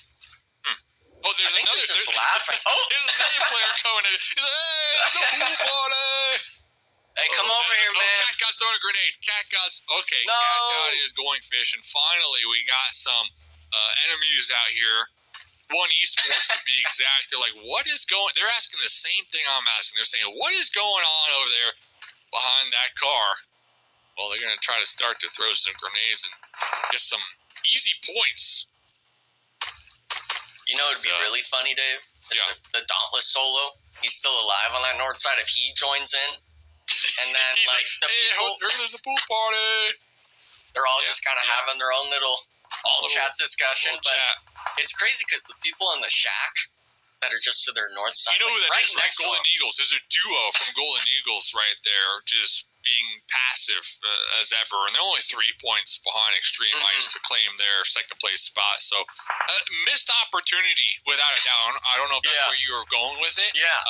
But that goes back to our story with the Golden Eagles. They're just playing too scared, too passive. Oh. They're missing out on the easiest of easy points right now, Enigma. Yeah, I mean, points is what gets you into that next phase. And one team that I had the pleasure of messaging before the day started was One Esports. And Cat God's exact words when I asked him, what's kind of related to your team's success and what are you looking to do today? He said, we're looking to do everything we can. We're not sticking to the same game plan. Maybe if they're not doing enough, they're trying to dig deep and really find these moments. And I think this game is going to be one of those telltale signs of if they're really going to be able to pull something out of a hat and make the magic happen. Because right now they're a duo, they're in a prime spot, but when you have points like this in the river, you could potentially pick up, that's 1 out of 4 they could get in the river. It's about having all hands on deck to the point where you're making sure you're getting to that America slot. Because like I said, not only are you competing with that $250 grand, you're looking to compete on stage against literally the best in the world, and you can't be letting opportunities like that pass up. Points in the River. I feel like that's an unreleased country song coming out with here soon. And you know what? Number 1 on the billboards coming your way. A lot of players just kind of buy some time in the vehicles, going for those heels, I guess you can say. XYQ, they're going to be up here on the top, actually, going to be overlooking the potential points in the river. So we'll see if they can have a nice little come up here. And going back to the Golden Eagles, so instead of prioritizing those points in the river, they sent Legend to actually join the players in the river. And they're going to be swimming over there instead of trying to get some points here, Enigma. See, this is one thing that I really want to make note of that a lot of people maybe don't really realize is if you have a player in the water, one of the best things you could do is have him swimming on top of that enemy player, because obviously your hitboxes, you're going to be able to run into one another, and your teammate can see your name or your HP bar, whatever it is, above your player. So if you're able to be right on top of him, you're just screaming to shoot me, essentially. Don't take this eliminations already in their name. So a little bit of off-screen action from them, but they're making sure now that we're going to be seeing all of it. Point in the river, that should be their name next season, XYQ, because right now they got 6 points going their way. And Nate is actually underneath the bridge, kind of playing this angle, trying to capitalize on all those 3 points in the water, right? And missed opportunity, in my opinion, for the Golden Eagles. We see Brazen right there, immediately spotted from Team Raid in that compound across the way, but their squad mate Legend already in the water. So when you're swimming, you don't really have the option to provide the support fire for your teammate, unfortunate for them. So Golden Eagles, once again, going to be just slowly sliding down the overall leaderboard. Yes, we still have Legend alive, but as a solo right now at the low ground, there's not much you can do here. It looks like we got 5 grenades, going to be tossing one long range, trying to take out this solo from OG. But regardless, you got Team Raid in a compound with the whole team alive. already with 10 eliminations going their way. And, well, let me just remind you, Team Raid, 6th place coming into this game, only 23 points behind Extreme Ice in the 2nd place. So this is a huge game for Team Raid right now. Yeah, I mean, every point matters, and they've already got 10 eliminations to their name, keeping the full squad up. So if they're able to really drop that 15, maybe even 18 elimination game, that will literally put them up into that top 3 ranking. We're not seeing the likes of Titan Gaming and those sorts of names that were above them in the lobby remaining. So you're really looking at who's going to be able to scrape by the placements. Casper on Dauntless not being able to find any more than just 1 point. The Golden Eagles now as well. A missed opportunity to kind of clear out these solos and secure themselves a few extra placement points is not going to be the case. And it really just goes back to that revolving idea of you need to be clearing out, you need to be taking these opportunity of points, and it shows that the likes of Raid, the likes of XYQ, those are the only teams in this lobby that were doing that. Yeah, Golden Boys, we saw them on Mount Everest. They had 6 total eliminations, and the only other team that is doing better when it comes to the eliminations is Team Raid with 10 here. And, well, they got the whole team alive, right? So they're definitely looking for that winner chicken dinner.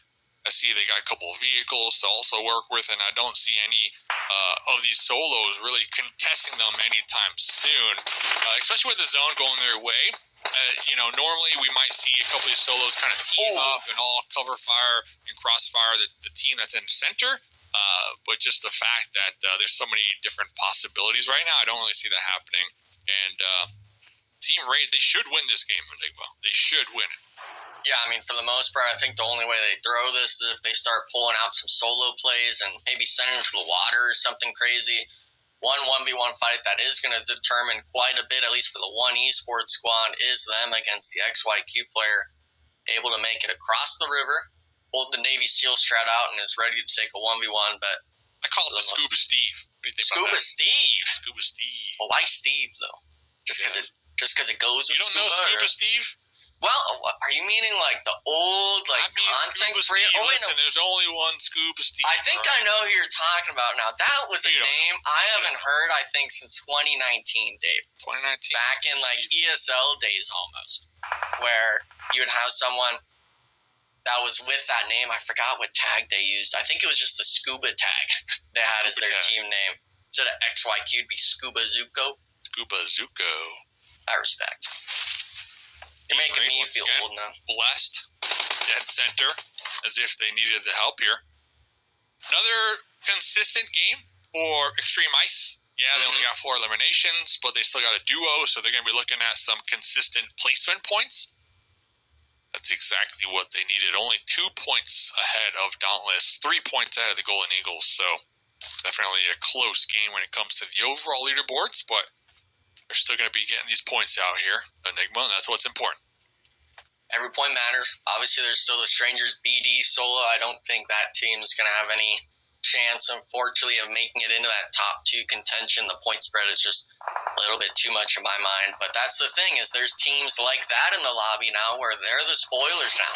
If they wipe out the likes of One Esports or someone, it could be disastrous. Mizuko making it horrendous for One Esports, winning the 1v1, 9 eliminations as a squad.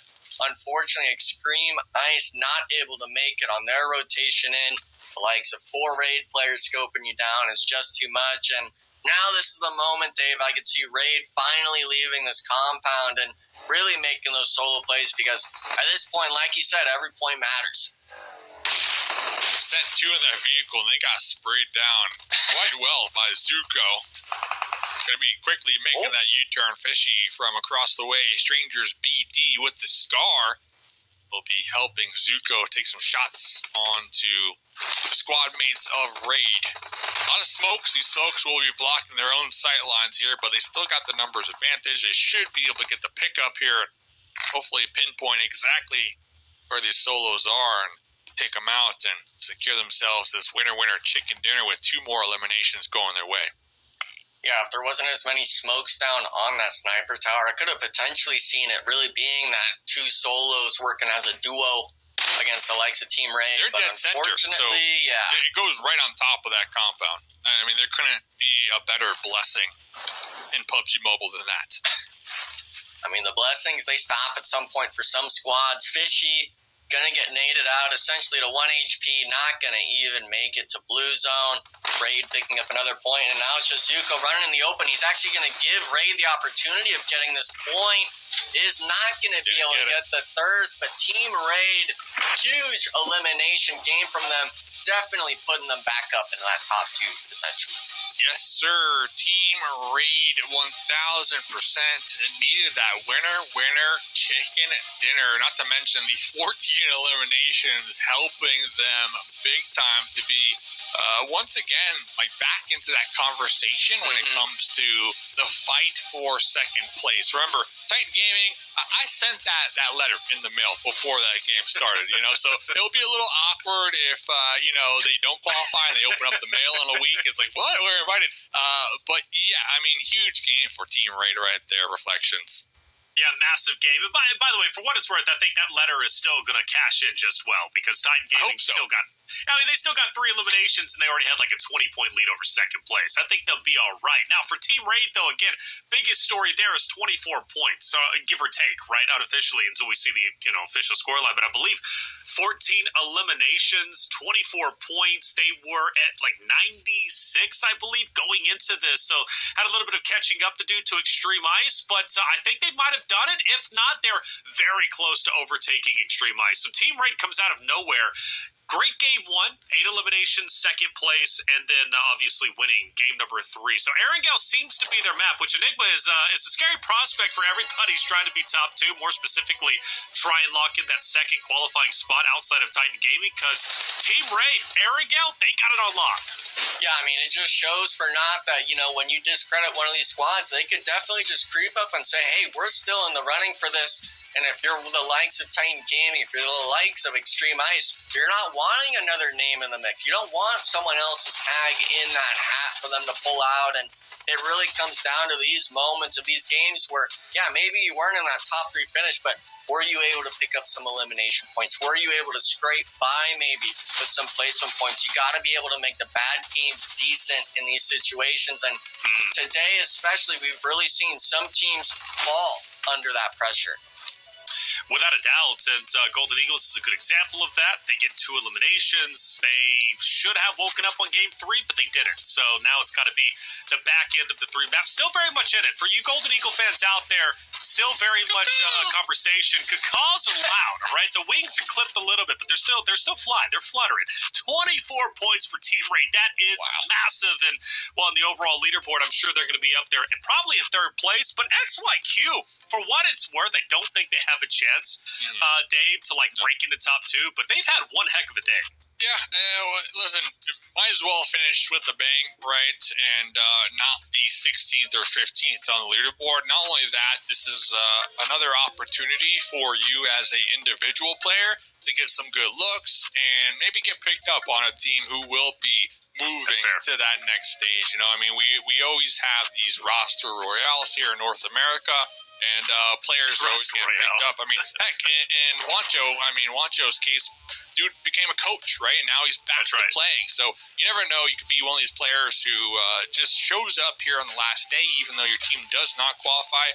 We'll still see you in the future, right? If not next season on another team, maybe the season after for the other qualifiers. But here are the overalls. Titan Gaming, they're going. They're already going, and right behind them now, I think the main conversation for the rest of the night has to be the second place spot, fellas. Oh, without doubt. Second place, right? Extreme Ice, they hold it, but not by much, right? 7 points over Dauntless and Team Raid. We're both at 121. Golden Eagles at 121. Esports been relatively quiet today, but they've still managed to kind of cruise by at 118, which means there's still very much a chance. And even Golden Boys, they've kind of had some stellar performances. They've got a lot of catching up to do, but Team Raid is a prime example that, hey, one good game can put you right up there in the running. So top 2 Titan Gaming's all right, but that second place, I don't know. I'd start getting nervous if I was one of those 5 teams starting to shoot for the stars when it comes to that one. XYQ, though, at least from 9 through 16, Enigma, been the biggest talking point of the day. They challenged Golden Eagles off the start. They made good on that, and then they have a phenomenal game number 3. They're coming out of nowhere, so XYQ looking to be on the first page. Yeah, we wish we saw that, in the first few days, but the main talking point, I think, is when it comes to these bottom 9 teams is if you're looking for those games like the team raid matches, you're looking at the XYQs, the Strangers BDs, and saying, are they the ones getting that second or third place finish? Are they soaking up points? Because at the end of the day, it's only going to be that second place, and if Team Raid's going from 7th to 3rd or whatever it was in one match, every game counts, and I can't stress that enough, especially after seeing how close that leaderboard was on the points. That's it. Well, that is 3 games done, and my lord, is that scoreboard as close as it can be, at least for that second place. I'm excited to see it. By the way, shout out to Scuba Steve. He was the on-air personality for many years. He led the Bobby Bones show, so I love the fact that Dave was digging deep for that one. We're going to take a quick break. When we come back, we're moving into Map 4 Sandhawk. Don't go anywhere.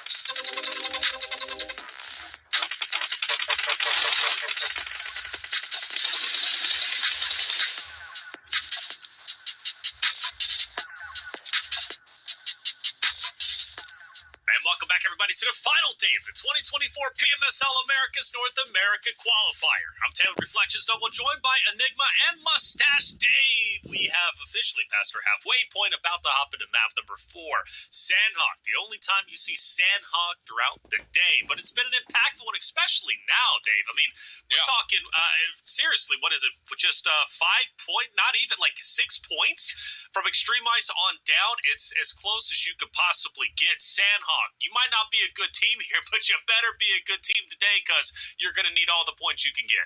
Yeah, and when we're talking about teams that are kind of in the conversation, Golden Boys in 7th, currently 26 points behind that second place team, Extreme Ice NA. That's who I'm looking at. You know, the Golden Boys on up. Straight out of Nepal, 49 points. If they don't get a winner chicken dinner and like 20 eliminations in this game, any of those teams, you know, beneath the Golden Boys, you know, next season. I'll see you next season, fellas. But yeah, I mean, Sandhawk definitely like the toss-up map. You know, you never know what's going to happen. But what I do know is going to happen is Titan Gaming are going to be moving on to that next round, and you know, that's good to see. The Titan Gaming has been a team that they always make it through the qualifiers, maybe even a longer season. But then once when we send them to the big stage, they just fizzle out, right? So maybe with EXO now on the team, kind of like the new puzzle piece, I guess you can say. This is a Titan Gaming that we might see really represent North America here when it comes to the regions. And heck, maybe even the end of the year, the globals, right? I mean, I'm always looking not only ahead of the next round, but the one after that, you know, the biggest stage you can possibly be on. So I'm hoping when it comes to Titan Gaming, EXO was that puzzle piece, you know, that now we got a North America team that is really going to be showing up here for the second half of the year. I mean, he's talented without question. His stats are incredible. And not to mention Wancho obviously being that MVP because he had the best stat lines across the board. Like, they're doing a lot right without question. I would love to see Titan Gaming make it to America's fall season. I think they will. There would have to be a monumental collapse. So what am I talking about there? It would have to be Extreme Ice passing them up, and then Titan Gaming first off on the next 3 maps, like not really getting any points. Extreme Ice would have to pass, and then one of the 4 teams in contention for second would just have to obviously pass them too. If Titan Gaming has just one more decent middle of the road game, they've 100% qualified. By this point, I think they pretty much have. Now, for Extreme Ice, Dauntless, Team Ray, Golden Eagles, One Esports, we'll even throw Golden Boys in there. Their race has just begun. 3 more maps to go. And now I reflect on Sandhawk. And the good news for Dauntless fans, and I know you covered them in the beginning, Dave, and for you and Nick, but for Dauntless, right, they've been a great team. They've been consistent. They haven't really broken into top 2, maybe once or twice, but Sandhawk is their map. Remember yesterday, they played it very well and had one of the top scoring games, 11 eliminations. Enigma, they get that here? That's more than enough to qualify as far as I'm concerned. Yeah, I mean, that might just secure their ticket, so to speak. I mean, the first day they had that sort of mountain zone, it pulled down south, meaning they weren't gifted the zone. They had to move in. They made a top placement that first day. The second day, they come in, they actually win virtually a repeat of that zone. And hopefully for them, obviously, you know, the start of the day, obviously that game 1 was decent, but we need great games out of them today. And this is their starting point. Obviously, everyone's going to be looking at where that first zone kind of looks at, especially with it being Sandhawk. It's very zone dependent. But Dauntless has shown time and time again over these last 2 days that they're able to work against those odds. So Dauntless is definitely someone I want to look at. But I also got to give the shout out to Alim from Team Ray. This player was actually originally on that sort of Titan Gaming roster back in the day in that last season. If you remember, he made a team and was able to qualify with this squad here tonight. And for the most part, it would be honestly another Cinderella story if he was able to come back and obviously not beat out Titan Gaming, the team that had replaced them, but still make that qualification saying, hey, I have what it takes to compete against these guys still. It's not just you.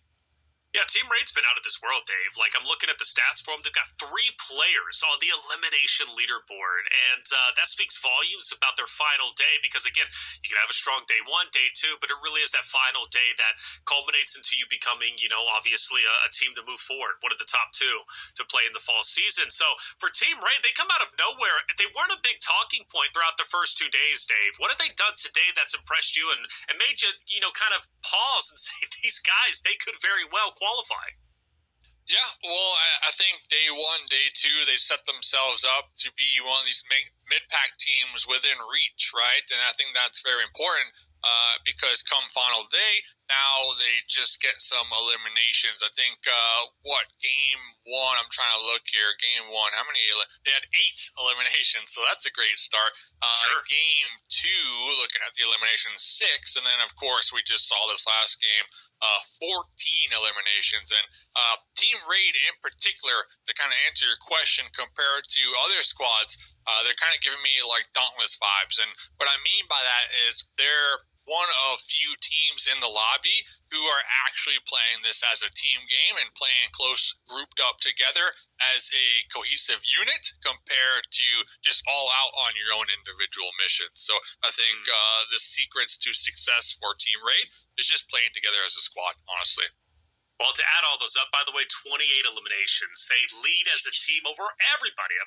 Over all 15 other teams, they are at the top of the food chain when it comes to elim. So good on them. And by the way, just to go down the list, Titan Gaming's at 23. It makes sense. They've had a stellar day. That's why they're in first place. But then it's all tied up from Dauntless, XYQ, Extreme Ice, Golden Boys. They're all at 16. Who's going to be the outlier and, well, not play disconjointed? We know Golden Eagles are having that issue. That was pointed out by Dave. I believe in map number 2 on Miramar, especially after seeing their performance off of Erangel and then obviously map 2. But map 4, time to get serious. It's Sandhawk. This is where Dauntless dominated yesterday. If they could do so again, they could very well qualify. Let's see if they can. Enigma, Mustache Dave, take it away. Sandhawk, and I really can't stress enough that idea of the food chain. Dave, obviously we've got Titan Gaming, we can see on the bottom left here, 151 points. They've definitely just got to get a few points in my mind to secure it, but underneath that, it's all the same size fish looking at one another, really seeing who can kind of devour each other, who maybe will come in after those Goliaths kind of battle it out. Because we've seen, the Golden Boys, the Golden Eagles, they've been stressing a bit on some of these matches. Dauntless, Team Raid, they've been able to succeed in those moments of weakness from these other squads. And with there now only being those 3 matches left, it's really going to come down to who's able to succeed and use the most out of their opportunities. Yeah, without doubt. And as these games continue to progress and Titan Gaming keeps, strengthening their lead in that first place, I'm getting a little worried for other teams like One Esports and the Golden Boys, who we heard from Wancho themselves saying, listen, I don't like these teams, right? I don't like the Golden Boys. I don't like One Esports. So as we come into the last couple matches, when Titan Gaming are solidified and very comfortable, those teams like One Esports and the Golden Boys, who are on the literal cusp, right, within range, they're going to have to be watching out, right? They're going to have to make sure not to get hot dropped or gate kept on their rotation. So we'll have to pay attention to that, because right now we got ourselves a good old fight here in boot camp. Yeah, I mean, it's of course the repeat. Day 1 and 2 back at it for day number 3. The old gangsters against Manic. Manic this time actually was able to keep their player alive on the roof. He didn't get immediately flushed out by the old gangsters drop spot. And this is just one of those spots where you really question, like, are we really going to keep doing this, guys? Like, I guess we're both near the ends of the leaderboard, but might as well. You might as well. Why not? Why not? Yeah. I mean, what do you lose at this point? 3 more games to go. What do you really lose if you get taken out early on, Enigma? I think it's the respect. You already have no respect if you're in 16. Come on, though. no. Come on. If you're in 16, you're 97 points behind second place. If you have an individual player, we can't stress enough, you have an individual player that is able to perform even on the 16th place team. Okay, maybe some people don't notice it, but I think there's instances of brilliance even still from some of these players. It's just a matter of, do you respect it enough when it's so little of opportunities? Now, though, Manic, they had an opportunity to strike. Unfortunately, only going 1 for 1, not getting the double knock with that sort of vector spray. But seems like Quade, he has something to speak for. Trying to actually just get the thirst, really just kind of shooting everyone in each other's foots. Old gangsters now, they're going to get the reset, and we're back to square one, Dave. But you respect it. right? Yeah, I respect it. You respect it. The I've been watching a lot of plays, Gordon Ramsay lately, and if I was in the kitchen with these fellas and I had some risotto, I would have tossed it at them. But no respect. I got no respect.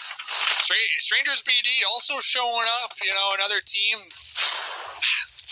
Just a little too late, Enigma. A little too late, in my opinion. And I think going back to trying to get their respect, I think for me. To kind of get you talking about you would be like a 1v4 maybe, or something clutch that you can kind of put on the timeline, make a little YouTube montage with or whatnot. But at this point of the game, chalk it up. Gotta chalk it up. Chalk it up, man. I mean, Strangers BD, I respect them. They understand this fighting is going on every single Sandhawk match. They've been doing this play where they at least either get shots down and at least pick up one elimination, or full throttle, send it into boot camp here. And, even though they are near that bottom, they're not cooking in the kitchen. I still got to give their flowers and some respect of, at least they're making this play. They're not just throwing in the towel, dropping 4 corners of the map and everyone plays solo. They're still looking to keep it competitive in their own right. But one team that definitely has made it competitive for themselves, at least, is Team Raid, now fighting against Unique Legacy. I believe this is going to be at Camp Charlie, so a little bit isolated out, but with them being out of zone, I kind of wonder, is it worth, honestly, to be taking this fight with you being in such a gray zone of qualifying? I think so. It's a feeder team at this point, so you might as well try to use your resources here early on and play together like we were just complimenting them in the pre-show, play together as that unit, and just focus on your opponents and just take them out one by one, essentially. Get the confirms. Team Raid currently 7 points behind Extreme Ice NA in the second place. Team Raid tied with Dauntless. So both Dauntless and Team Raid, 7 points, right? 7 points. Yeah. That's not a lot. Golden Eagles, 8 points. So it is extremely close right here. Really close right here. And looks like a couple trades getting tossed out there back and forth, but the revives are going to be able to come out successfully. And it's all about that intel. So now Team Raid know where some of these off angles are from Unique Legacy. Hopefully they can tighten it up here, focus, and work together as a unit and take them out one by one here. Yeah, you got to go one at a time, especially Team Raid. You understand that Pika, he didn't get the thirst out of the Team Raid player, so him shooting there, I think, was a bit of a wasted opportunity. You really need to kind of even up the fight, or else you get the instance like this where you got 3 players scoping you from the fence line, a 4th already rotating around so you can't get out of the building, and now it's just the clock's on you. Bullseye's on him. It's going to be up to Pika if he can really kind of win this fight, trying to get the shots, not even connecting any bullets, and already lost. Look at this. Now it's 3-1. We're going to maybe get some pre-fires, but if everyone shoots your angle when you peek, you're going to be taking damage, and Free Point's going to spearhead their way in. Unique Legacy now, the duo, obviously, it's unfortunate to see, but straight out of Nepal now, it's action all out in the blue zone, finding the shots onto the no-risk solo. So teams taking these early engagements, and we're seeing a lot of casualties for it. Yeah, and right there, Pika had the full attention, right, of Team Raid, and the squad mates weren't really moving a muscle, right, trying to provide the backfire, the cover support. So it is what it is. But Benny out here from no risk. But the M249. Oh, and the Molotovs. There goes Benny out here on Sandhawk from no risk. Going to be eliminated here. Next circle goes up. Extreme Ice. Let's go. Pretty good position. Dauntless as well up there in the north. Titan Gaming, they're going to need to make some moves happen. But Dauntless and Extreme Ice, 2 teams who are just fighting to be in that top 2 position. Pretty solid early game zones for them here in Enigma. Yeah, I think both the Sandhawks we've had before, they were essentially this exact zone. First match, Dauntless, in my eyes, through on that day 1, coming across the bridge. We saw them get wiped by, I believe, Inferno Esports the second day.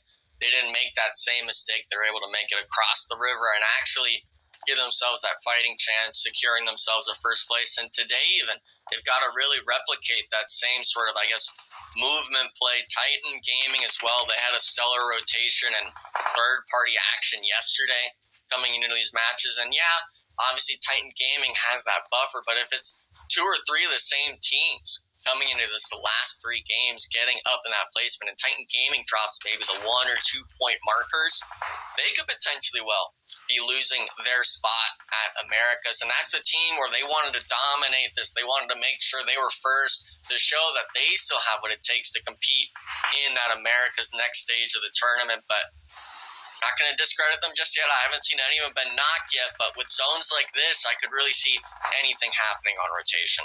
Yeah. I mean, I like where you're going with it, but I just feel like Titan Gaming right now are already leaps and bounds ahead of the rest of the lobby and kind of, practicing almost in a sense for that next lobby, right? Maybe trying out some new rotations and just seeing what works, in my opinion. Already have such a good point gap between them and third place that, they're standing out, in my opinion. They're standing out amongst the rest of the lobby, and I think they're going to have a really good fighting chance come that next round, right? Compared to these other teams that I'm looking at, if you do qualify in second place, sure, you made it, but how are you going to do in that next lobby, right? With those other teams, like the Golden Eagles, even if they get, one solid game, are they going to perform well in that next lobby, right? That's what I'm looking at here. Titan Gaming, they've been really consistent throughout the last 3 days that I can see them performing well in that next lobby. It's not just they had one great game and here they are now, right? I think Dauntless have also been showing their consistency, their true colors here tonight and the last couple nights as well, so I can see them performing quite well in that next lobby. Extreme Ice, I'm still on the fence. I'm not going to lie. I'm still on the fence when it comes to the squad. Just looking ahead, but as it stands right now, they're in second place. So we'll have to see with only 3 more games to go. I mean, what are your thoughts? I mean, you see what I'm going with this, right? Next lobby, how are they going to perform in that next lobby is kind of where my head's at. Well, I got to look at the history markers with it, and if we look, at the last Americas, I don't think any of the Americas teams were really satisfied with how we performed. I believe all 4 of us were in that sort of bottom 8 of the leaderboard, and it really shows, we had wins, we had those moments of brilliance, but it's a war of attrition. You got to be going strong over those 90 matches, over whatever the amount is, over the 5 days for those X amount of weeks. It's just, Titan Gaming, I think, shows the most resilience in wanting to get back there and proving that, hey, maybe it was just, we weren't used to this stage. I believe that was Juancho's first international LAN event. Same thing with maybe Kindness and the likes of those players. So maybe it was just the nerves coming in for those players. But if they're able to go back after having that experience, after having that sort of experience, I guess you could say, in that lobby, it really shows that, they want to get back in there, and you're wanting a team that has that sort of taste, that blood drive, honestly, in getting back against the likes of the Goliaths of Alpha 7, the Goliaths of Team Liquid, those big names that, maybe you don't have as big of a name as them, but you can make one going against them. Exactly. You competed against them before, you fought them before. Yeah, you didn't perform as well, but the fact is you're going to have another chance, right? And that hunger, that desire, that drive, I can see from Titan Gaming. So looking forward to seeing what they can do as Juancho out here popping through the smokes on the Bobby Triste, catching one to the dome. Crow is going to be pretty low over here. Kind of is going to be bleeding on out. Cat God with a very clutch grenade right there. So Titan Gaming are somewhat falling apart, but they still got a duo alive. EXO able to clutch it out right there at the end, get the final blow onto Illusion. And, well, when things aren't looking so well for Titan Gaming, they still got it in the tank enough to power through the difficult fights, and, well, they should be able to get the full revives here. Yeah, I really feel bad that it's just on kind of my favorite of the Lobby 1 esports, a team that really showed promise in that first day, getting those 2 wins, and then showing up in the consistent placements on day 2. But if you're rotating near Titan Gaming, I really got to kind of just ditch everything I said about them now. And I got to jump on your boat now where it's okay. I think honestly, you just try steering away from this squad. The issue is, now with 1 esports, did you learn that lesson too late? Is it still, do you have that mental fortitude of kind of coming back in the last 2 games? Because they were one of those contenders, and unfortunately today, they've just been dropping the ball. Yeah, I think I know we've been harping on Titan Gaming a lot. Yeah. I mean, they've been doing really well here, and that was a beautiful fight from them. But I think when you are Titan Gaming and, these other squads and, you mentioned teams to watch for, teams to possibly avoid, with the lead that Titan Gaming is building up, they're going to be playing a lot more free, a lot more looser, in their plays as well. And that's a scary thing, right? When that pressure is kind of relieved, and you're just straight up playing Pubg Mobile at that point, maybe even with the mindset of you're just farming some classics. I don't know, but you know where I'm going with this. Yeah. Right? They're not looking at it we got to sweat this one out. That's what I'm worried about, right? And I'm worried about that because now they can probably just steamroll from fight to fight. For these teams that are only 2-3 points from qualifying to the next round. So I'm with you, and I'd be a little concerned when it comes to these teams fighting for that second place. Yeah, I think going back to the game itself, we've got straight out on Paul. I think they thought this was Team Raid. They were fighting on the edge. It's really just a whole nother team on this coastline. We also see the zone shift. None of these teams are going to be in that next circle shift, so they're going to have to move. But straight out of Paul, see, they have these 4 eliminations, a repeat of yesterday on the first day where they take these fights, they're picking up really good eliminations, whether it's out of vehicle sprays or just catching people in 1v2s. Unfortunately, when it comes to that zone 4, it's almost like that mental hypnosis, someone snapping their fingers, and it's we're going to just start letting you guys get knocked to blue zone, or maybe yourself knocking out of the vehicles. It's just always something with this squad, and really tough to see, especially with them having some of those names in that team like Brady and the likes of them. But for the most part, there's still other names in the lobby. At least we've actually got 10 squads remaining, Dave. Yeah. So 33, unfortunately, only players in here, but still for the most part. I thought he was going to make it. See, I think honestly him popping a wheelie right there. Yeah, I think him popping the wheelie kind of ruined it for him because then his head's exposed. It's kind of crazy because they had the angel skin on too, right? So look up to the air, you can't make this stuff up. But Team Raid, I believe they're going to be playing the bridge trolls right now. They're going to be underneath that bridge right there on the edge. You got XYQ on the high ground. Yeah, here we go. Inferno Esports trying to make their way into the zone, and then to make matters worse, Extreme Ice right across the way, really just applying so much pressure with their third-party potential. I believe out of the sight lines for the time being of Team Raid. So, Inferno Esports, I think you're done. I think you're done here. Yeah. There's just no way that I see you breaching into this circle without getting taken out from the blue zone here. Yeah, we saw it day 1. They were able to make that feat, but then just got eliminated immediately after. So is it really worth even making this play? Team Raid, I believe, was getting the initial knock, but it was actually Dauntless finishing the Inferno Esports player. So it's really kind of 5-6 players maybe even looking at you. Yeah, not even going to make it in from the blue zone. We see the zone shift as well. Full centers onto the Extreme Ice compound. This is something you are looking up and you're saying, thank you, the PUBG gods, because this is your moment to really make sure you're able to stick up in that top 2. Dauntless as well has a pretty good spot on that north side. A lot of these teams in this top 8, Dave, looking for as many points as possible.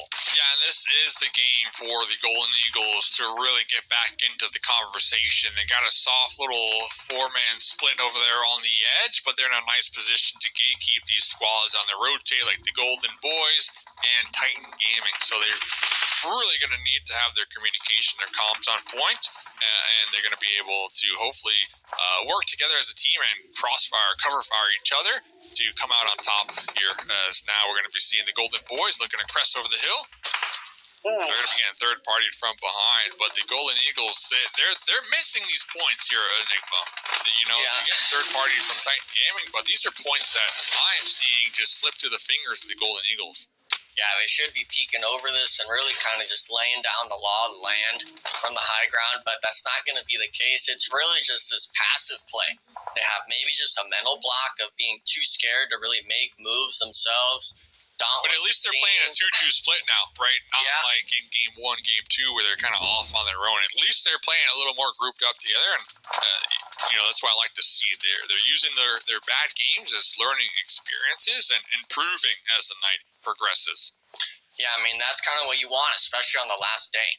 You want to make sure that your points are going up, not down in any way in terms of your consistency. Unfortunately, Dauntless, this was kind of their game. They needed to have that sort of better performance. Unfortunately, Klaus is going to be knocked rotating up, but they forgot that there's 2 players left on this north side. Titan Gaming losing. EXO 2 down now for Titan Gaming Squad. We can see the map as well. It shifts to the west, meaning every team's got to move in, but really unfortunate stuff to see the Golden Boys were eliminated, and Titan Gaming, even though they were getting those knocks onto those teams, now them being on the back foot. On the back foot, but with 8 eliminations, right? So even if they get taken out right here, right now, they are going to be walking away with some consistent points here. And Extreme Ice, the whole team alive. Once again, the zones, Papa Blue, will be favoring their compound. Unlucky for Dauntless, who came in his match only 7 points behind Extreme Ice, just not able to catch a break. And, well, there goes Casper as well. So, Extreme Ice, this is their game to get the winner chicken dinner and try to strengthen their lead in that second place. I am liking as well Team Raids, even though they got a solo. I mean, that's 7 elims for his marker. Strangers BD somehow making into these upper placements. Obviously, they only have the 1 elimination to their name, kind of like that last Erangel, but the same familiar names. Actually, he's going to be self-nading. He didn't even get knocked to the Golden Eagles. So, another miss point, Dave, for the Golden Eagles, just right through their fingers. Let's see. Are they going to be able to get some more points out here? They now need to reposition, no longer in the play zone. They're going to be using the south, using this hillside to rotate in and avoid the sight lines from Extreme Ice. But they have to fight their way through XYQ. Yeah, it's going to be Valak. I mean, he has the 1v2 potential. The nade doesn't really do much damage, but he gets one with the S. Well, man. Raisin looking on the wrong side of the rock. Valak just whips it on him and gets another knock, and then the third player nowhere near him, Mozo. I'm not sure where he was looking, but Golden Eagles from 3v1 to 2v1 to just being completely wiped out, losing the crucial points they need now. I mean, it's only top 4 in XYQ. They somehow get the reset as well. Crazy. Valak right there with the clutch 1v2. Going to be tossing the smokes here after getting the pickup. Going to be making their way across the road. And a limb from Team Raid, the last one alive. 7 eliminations on the team. As a whole, 3 for a limb. We're tossing these grenades, looking to get 2 more here.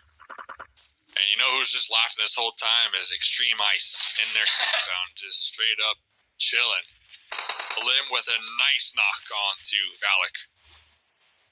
Unfortunately, he won't get that thirst. I believe it was Extreme Ice finishing him out, but he knows there's another player somewhere in front of him. He's got one last frag grenade. Hopefully, he can maybe find the mark. Not going to be the case, and this is kind of back.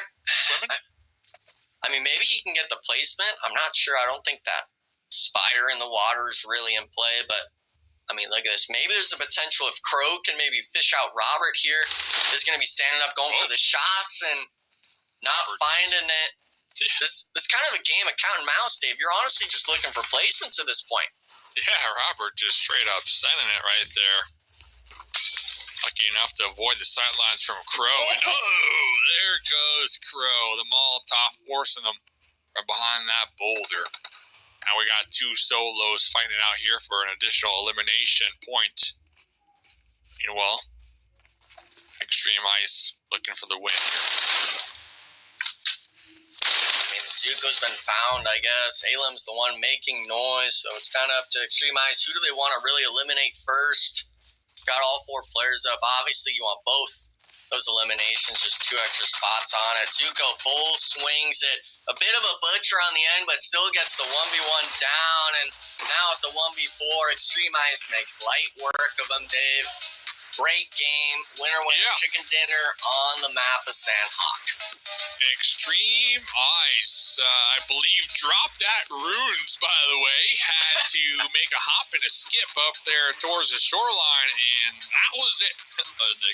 So, I mean, that was it. That was it. And, that's the game they needed, right? The winner chicken dinner. They were, 7 points ahead of Dauntless and Team Wraith, so that's definitely going to help them here come these final two maps, Reflections.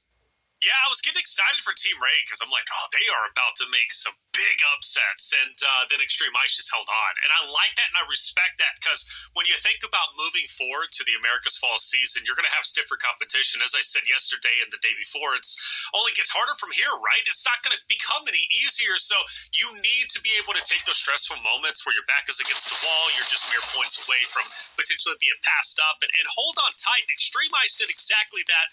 Big victory. They were already in second place. Now they net themselves 17 or so points. So good on them. But also good news for Titan Gaming. We already knew that they were in first place. We already sent that envelope out with their, introduction into the America's Fall season, of course, sent by Mustache Dave himself. And I think this game solidified that fourth place with 10 eliminations. I don't see them falling down below second place. So congratulations to them preemptively. I might have to eat my words, but if I do, it is what it is. But other teams, though, like Golden Eagles, they stepped it up a little bit. David, you actually mentioned, they're playing together a little bit better. But again, it's like the final nail in the coffin for this map is Extreme Ice, the team that was in second, got first place. Yeah, that was a crazy little play right there, by the way. I mean, you can't write that stuff. But Golden Eagles, they had 4 eliminations, right, with 1,300 total damage done. So they're putting in a lot of damage over there on that east side, just not really capitalizing and getting the elimination points when it matters. But like you said, they are playing together now, which is good to see.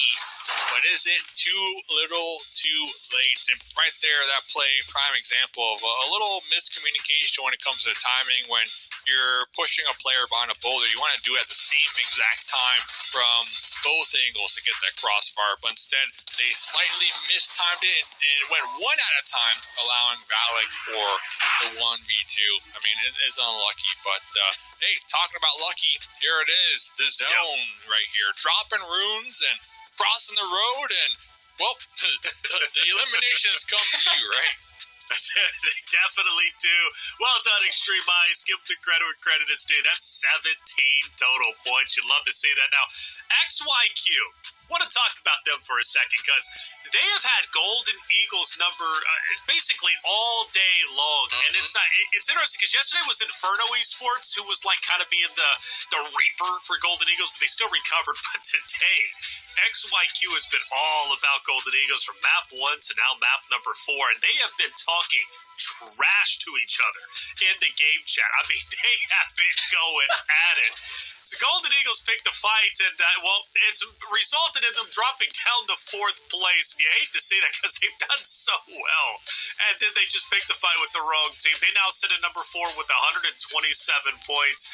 Enigma, talk to me about first and second, the lead that they have, and what could conspire.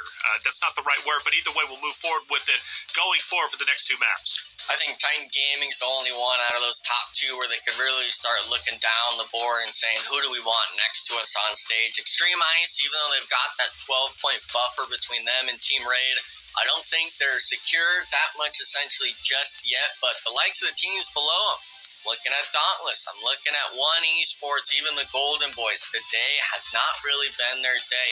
With that being said, though, around that mark of that 7th place, we're talking, 40 points. If you're able to go back-to-back solid games, it is definitely possible. But do you have that in you to do it? Do you have that sort of grit and stuff like that? Obviously, XYQ, with those last 2 games, so to speak, they've been able to move up a bit. I still have them out of the running, of course, in making that top 2, but at least for them, they're showing those signs of life as a squad, even with being on that bottom eight of the leaderboard, still keeping the lobby competitive.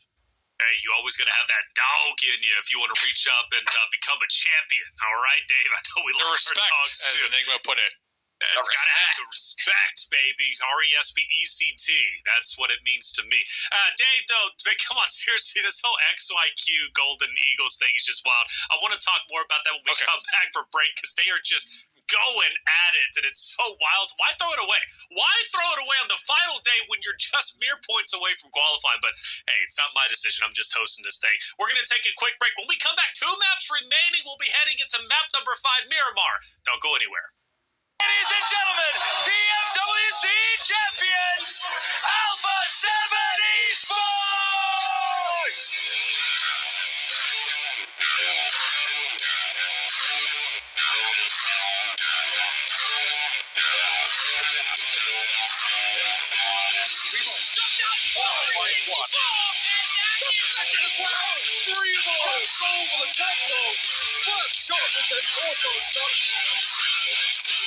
Ladies and gentlemen, the Pubg Mobile World Cup main tournament begins now! The shots across the them. A battle breaks out between Twisty and Alpha 7, each capitalize on the disarray as it stands. It's not going to revolt behind the tree. It's not going to happen.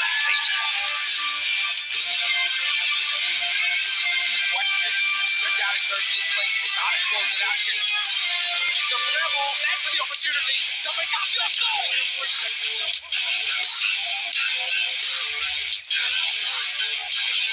The points off the map.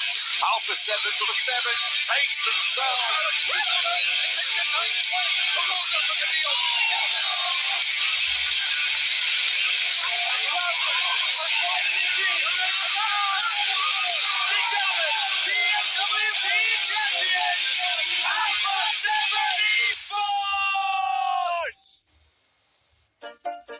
In this video, we will go over the new version's game mechanics to help you have a better understanding and improve your experience. Let's get started.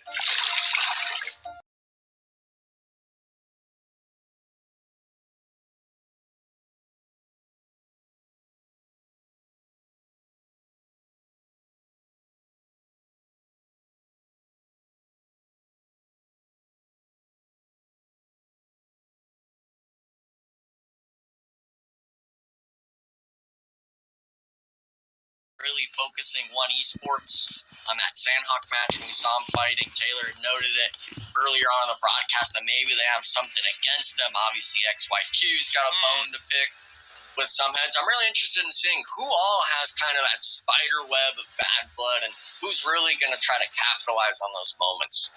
Yeah, when your dreams are ruined, you might as well ruin other people's dreams, right? And I think people are calling Malik the villain of competitive North America PUBG. Yeah. So we'll have to see what ends up unfolding here on the second to final map of the qualifiers. Top 2 teams will be making it to that next round, continuing their shot, their journey here to live their dreams out. And, well, I was promised XYQ hot drop here.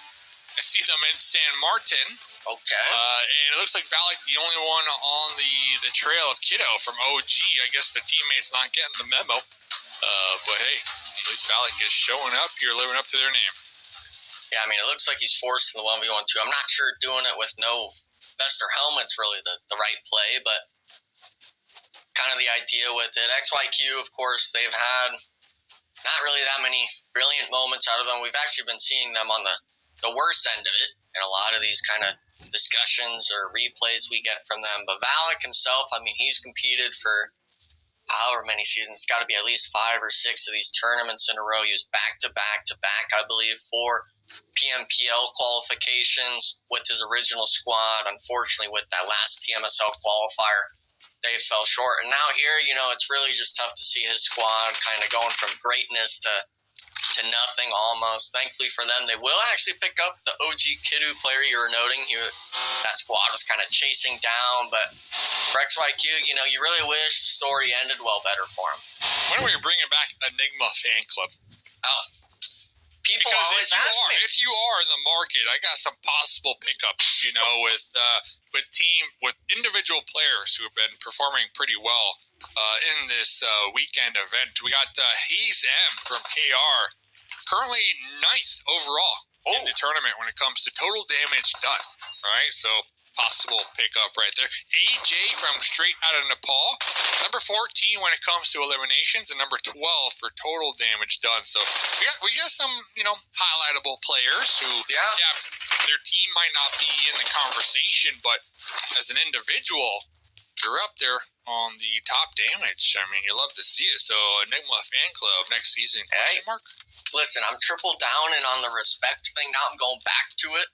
Is, that's the kind of player where you want to really digest the stats and stuff like that. And I don't know what the legalities would look like if EFC was to make a comeback. I'd have to talk with the giraffe himself, Spring, if maybe he'd want to allow that to happen because it was him and I in that original discussion. But for the most part, it's your trademark, man. It's your IP. I mean, it's you. It's your face. What do you mean? Hey, I mean, the photo looks amazing, of course, because, it's me.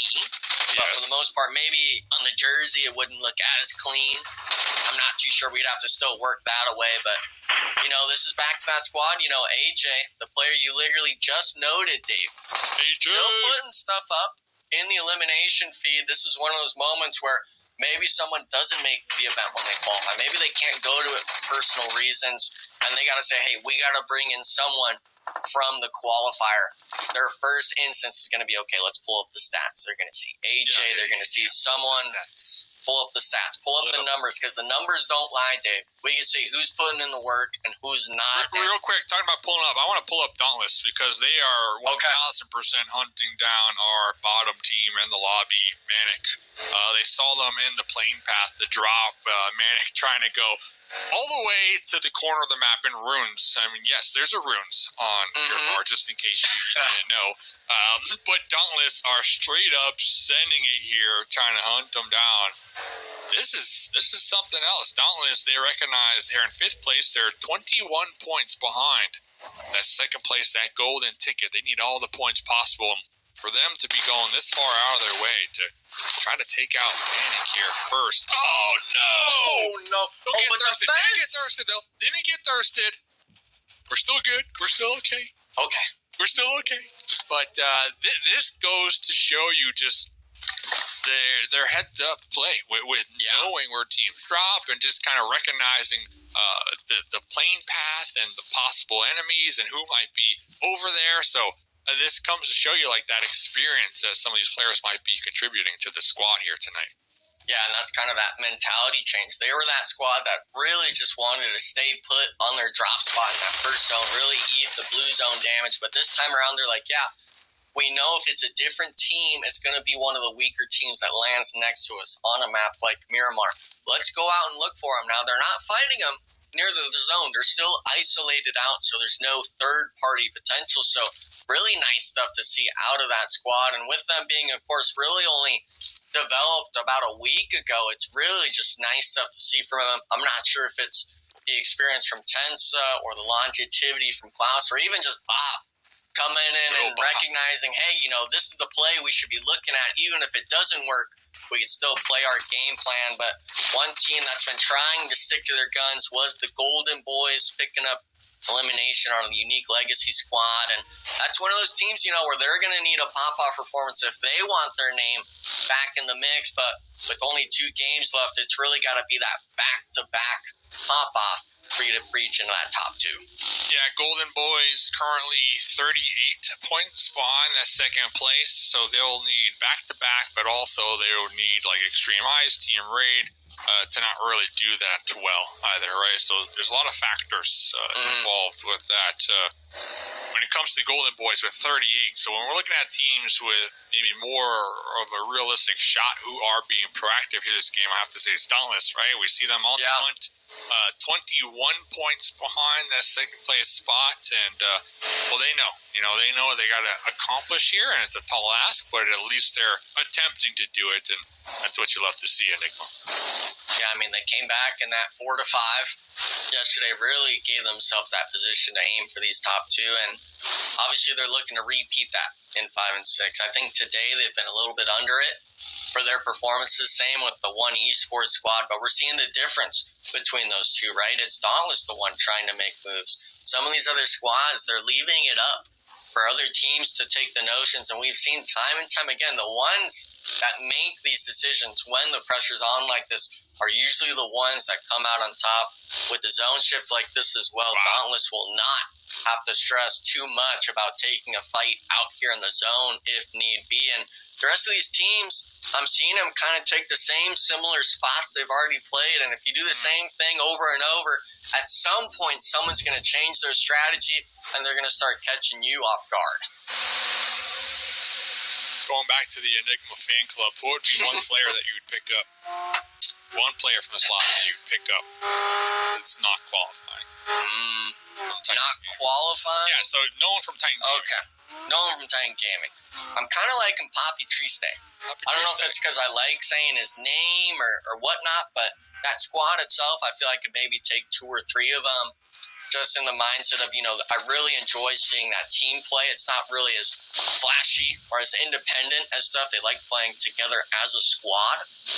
But for the most part, this game now has developed a lot into you got to be able to stand on your own 2 feet. You got to be able to shoot your weapon. And Poppy Triste kind of fits that glove perfectly in what I'd want as a player. So if nothing works out and you want to take the name, hit me up on Insta. Of course, the social, but anything can happen. I'm not sure if that would be coming back, Dave, but of course, I think you kind of just confirmed it. You just said hit you up on social. Hit me up. Okay, but you know what I'm saying, okay? If he does want to do it, I'll leave it up to him, Dave. If someone wants to do it and I respect enough, if they've earned my respect, I'm going to keep using that word even though I know you and Taylor will give me stuff for it, but if they're looking to do it, I'll give them the access to it. Okay. Poppy Triste, I believe 26 total eliminations here in this tournament so far. So number 5 on the leaderboard when it comes to player eliminations. So definitely a solid pick. Attempting to spoil some dreams out here. Gotta be up here on the high ground near Picado, playing it really slow, just trying to get away to the land here. EXO, currently number 1 when it comes to eliminations. 40 eliminations on the side of Titan Gaming. Right behind him, you got Free Point from Team Raid with 31. And then still up here at the top, Legend and Frady from the Golden Eagles with 30 and 27. So remember, we started the day, Frady, I believe, had 26 total eliminations. And, well, only able to get 1 here. And I think Legend had 26 as well. So it goes to show you just how off of a day this squad, the Golden Eagles in particular, have been having here today, where your top 2 players really haven't been able to contribute that much here today. Yeah, that's where you kind of look at the remaining 2 players and see, can you step up and fill those shoes? Maybe it's a mentality gap of not being able to handle the pressure and that sort of speak. Obviously, those other players like the Exos and stuff like that, if you're performing well, I mean, your numbers will be up there to say the least. One team that particularly I have my eye on in that regard is still got to be Dauntless. Obviously, we've seen Casper and stuff like that have some of their moments. Same with Tense of the first game, but we got to finish through to the end. Today has not been it for them, and if they don't really pop off this game, Dave, I've almost got to kind of discredit Dauntless of making it into that top 2. Yeah, talking about players who have been feeling it today, I was trying to look if there's any Dauntless player who's just really been standing out here today. I don't see anybody on the top 10. Right now we got Crow with 13 eliminations here today. Free Point with 11. EXO with 10. Olim from Raid with 10. But, yeah, nobody from Dauntless, unfortunate. Still got 2 more games to go, so of course that can change.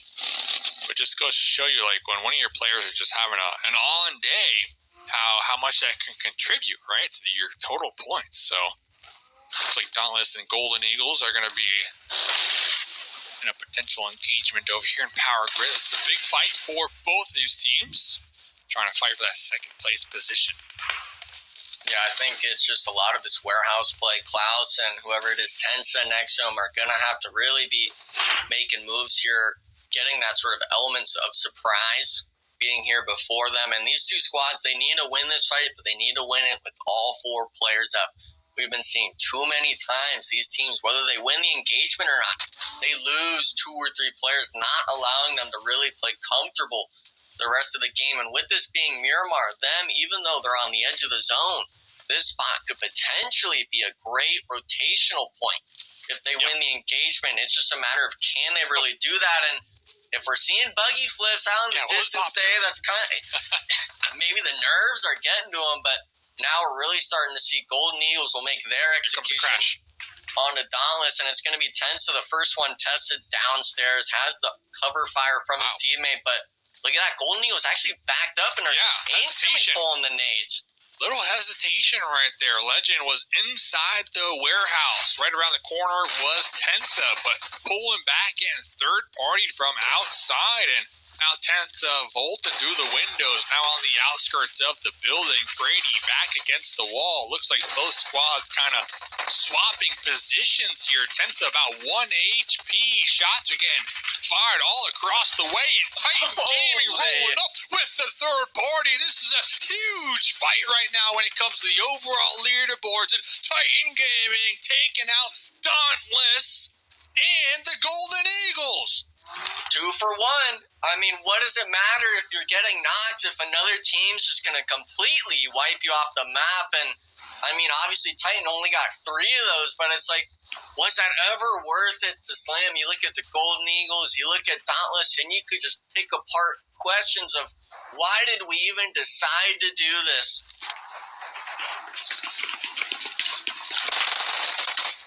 Crazy fight right there. Wow. Golden Eagles and Dauntless. 4th and 5th place team right there. They were trying to go at it back and forth, but Titan Gaming within ear's reach could hear the engagement happening and no hesitation from them, just sending it, taking out the scraps right there and not allowing either of those teams to continue to move forward. So that really opens up this game for Team Raid and Extreme Ice, right? Raid, we see no eliminations. 4 squad mates still up, though, right? So they're still going to be in it. Extreme Ice, 1 elimination, the whole squad in it. So Extreme Ice playing this one really slow. I saw them over there on the east side. Really need to focus on here this game, especially with the Golden Eagles and Dauntless, being eliminated here so far. Yeah, I mean, it's all about can you make it just a two-way fight between you guys? Can you discredit Dauntless at some point? Can you discredit that other squad at some point? And there's still that issue of, other teams could still potentially look to ruin your chances.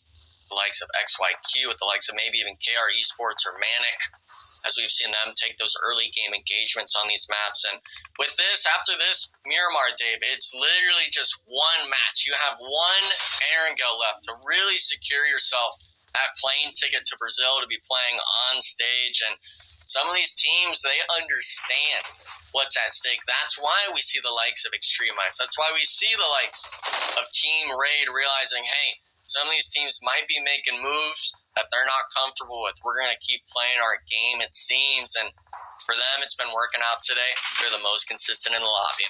Yeah, and Team Raid, they have been really good here tonight when it comes to getting elimination points. They've been really on their game, right? But when it comes to this match in particular, they might want to tune it back just a little bit. I feel like they have a lot more to lose in this current situation that they're going to be finding themselves in here on this Miramar map compared to Extreme Ice. Extreme Ice have a really big buffer between them and everybody else in the lobby, right? I can see them easily placing in the top finishes when it comes to placement points if these circles continue to shift towards them. Now, if the circle shifts away from them, that completely changes it. But when we look at Team Raid, they got a lot more possible fights in their general area, right, that they are going to be forced to contend with. So Team Raid going to need to be on their P's and Q's here in this Miramar game. Looks like the next circle does pop. Both teams will be in the zone, but I'm still going to be sticking with Team Raid. They're in the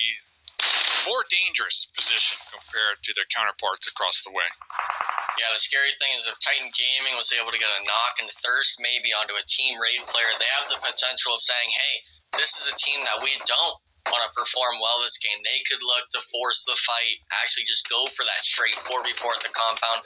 XYQ's next to them, they could potentially push off a knock. So it's one of those moments where even though you're in the compound, as soon as you give an opening to anyone, they might potentially try to aggress on it. And with Extreme Ice, I was able to see it a bit. There's no teams really around them. They're able to kind of just... You got Manic, but I mean, it's Manic, right? I mean, those are the points coming towards you. Can we really even count that? But for them, it's, they could wait and not stress too much. They have the ridge lines as well in front of them they could potentially play.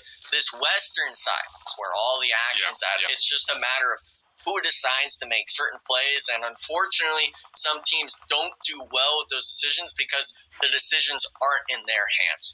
Yeah, you got XYQ, kind of the villains in the lobby, and then you got Titan Gaming with nothing to lose, just playing free, playing loose, already qualified, so... Looks like Titan Gaming are going to be pulling up just a little further ahead, keeping their one-player Crow in the back line as the caboose, as we coined it here tonight. And, well, here comes the villains of the lobby. XYQ going to be starting to press the envelope. Nate with a couple grenades trying to land it in the compound here of Team Raid. So you have to assume XYQ are fully aware of these enemies over here. And they got the high ground, too, Enigma. Yeah, I mean, I'm kind of interested if they're going to maybe try to spread out on the hill or if they're really going to just force this fight with Raid, whoever that solo was, kind of just trying to TPP and keep an eye on them. I also believe Strangers BD is going to be to the far south on the ridgeline with XYQ, just a little bit out of reach for either of them to really fight and see each other. SON, I believe, as well. And somewhere sort of spread on that eastern side, a lot of these teams... They're making these rotations a little late. Titan Gaming actually lost EXO at some point. Not sure what happened there, but a trio for that squad. Obviously, they're still in contention for that first place. I don't see them dropping out, but realizing that now, hey, okay, there's other... Since Titan Gaming is out of the lobby, Dave, nice knock. Every player that's gone allows you to really start getting out of your comfort zone maybe and making plays that would really be changing the landscape of this match. Nice little knock right there from Raid. Probably won't be able to get that confirmed. We do see the chunks being taken out there in the distance, and XYQ not opting to make the push, even though they are aware of some opponents right ahead of them. They're going to be waiting to see where this next circle takes us here. And it's going to be getting taken out. So, next circle does not favor Team Raid anymore, right? But Team Raid still in the dangerous position where they need to make a move, right? Do they rotate towards Titan Gaming, or do they take the fight with XYQ, who are pretty much right above them, have been locked in on their warehouse for a good time? They're going to have to take the fight with XYQ if they even want a fighting chance. I mean, XYQ have been camping the Team Raid compound for a good amount of time, right? Like XYQ, they're going to be holding this one down, in my opinion. But there's a knock right there that might open this up. Yeah, I mean, it was literally just Trick. He had one kind of like that first game with Bob, that sort of God spot ridge on a rock. Unfortunately, peeking over a little bit too long, giving the 1-for-1 trade. And now, you've really got the clock against you. You got to go for it. But Alim giving the opening, Raid needing to clean this up fast. But the nade! Nice grenade right there. Trick as well. Look at that 1 HP Raid making something from nothing. Now putting the pressure onto XYQ. Free Point has really been clutching it out here today. Let's see what Free Point can accomplish. Going to be pulling off of the revive here. Understands that the grenades are going to be getting chucked out from the duo on the high ground from XYQ. So trades are going back and forth. The limb was finally picked up. Going to be in the open. Spotted, tagged, and bagged, but it is not done yet for Team Raid. They're still going to be in it. You got to keep in mind, Titan Gaming down there in the distance in the north, too, so Team Raid can't expose too many angles without risking the third-party potential. Valak here on the high ground with the UMP. Trying to go for that spray down, but was traded on. And, well, let's see what Nate can do here from downtown. Nate is going to be connecting those shots, but can they connect on the Free Point, who has been crucial to keeping Team Raid alive here on this push? I mean, he got the reset off. It's a 2v2 situation. XYQ's trying to get the man advantage again, but you got to start scaling up. The blue zone's on you, 1 HP. You cannot even take a tick, but Titan Gaming coming in again, Dave, and the long-range DVS making it happen. Raid keeping 2 players alive. Titan Gaming not anywhere near close, in my mind, of really aggressing. great stuff out of the squad. Now, unfortunately for them, it's still, if they're eliminated here, Dave, it's only 7th place. They're only getting 1 to 2 placement points. You cannot be going out of this game just yet. Yeah, and it's been their worst game yet when it comes to eliminations. Only 2 eliminations going the way of Team Raid. So Team Raid, they still got the duo, but they got Titan Gaming with their number, trying to hunt them down here all on the edge, and then Strangers BD down there on the low ground. So even if Team Raid wanted to hit the eject button and try to jump down these cliff sides, they're going to need to be mindful of Strangers BD, right? So still back against the wall, nowhere really to go, so they're going to try to survive. Meanwhile, their counterparts across the way, Extreme Ice, have been just big chilling. They picked up a couple eliminations over there in the north. They're going to have to reposition themselves, but yeah, Team Raid just in a very difficult position right now. Yeah, I just really stress for them because Extreme Ice still has their 4-man, I believe, at that compound. They've got one esports who haven't performed well today, but if they have a pop-off, they're back in the conversation. But Pro getting put down. And Honcho, he got both of them, it seems. So Kindness, the solo now at Titan Gaming, I'm not sure why it was that 2v2 push, not grouped up. Really unfortunate stuff to see, and I think Raid should actually honestly aggress onto the solo. Get him out of the lobby.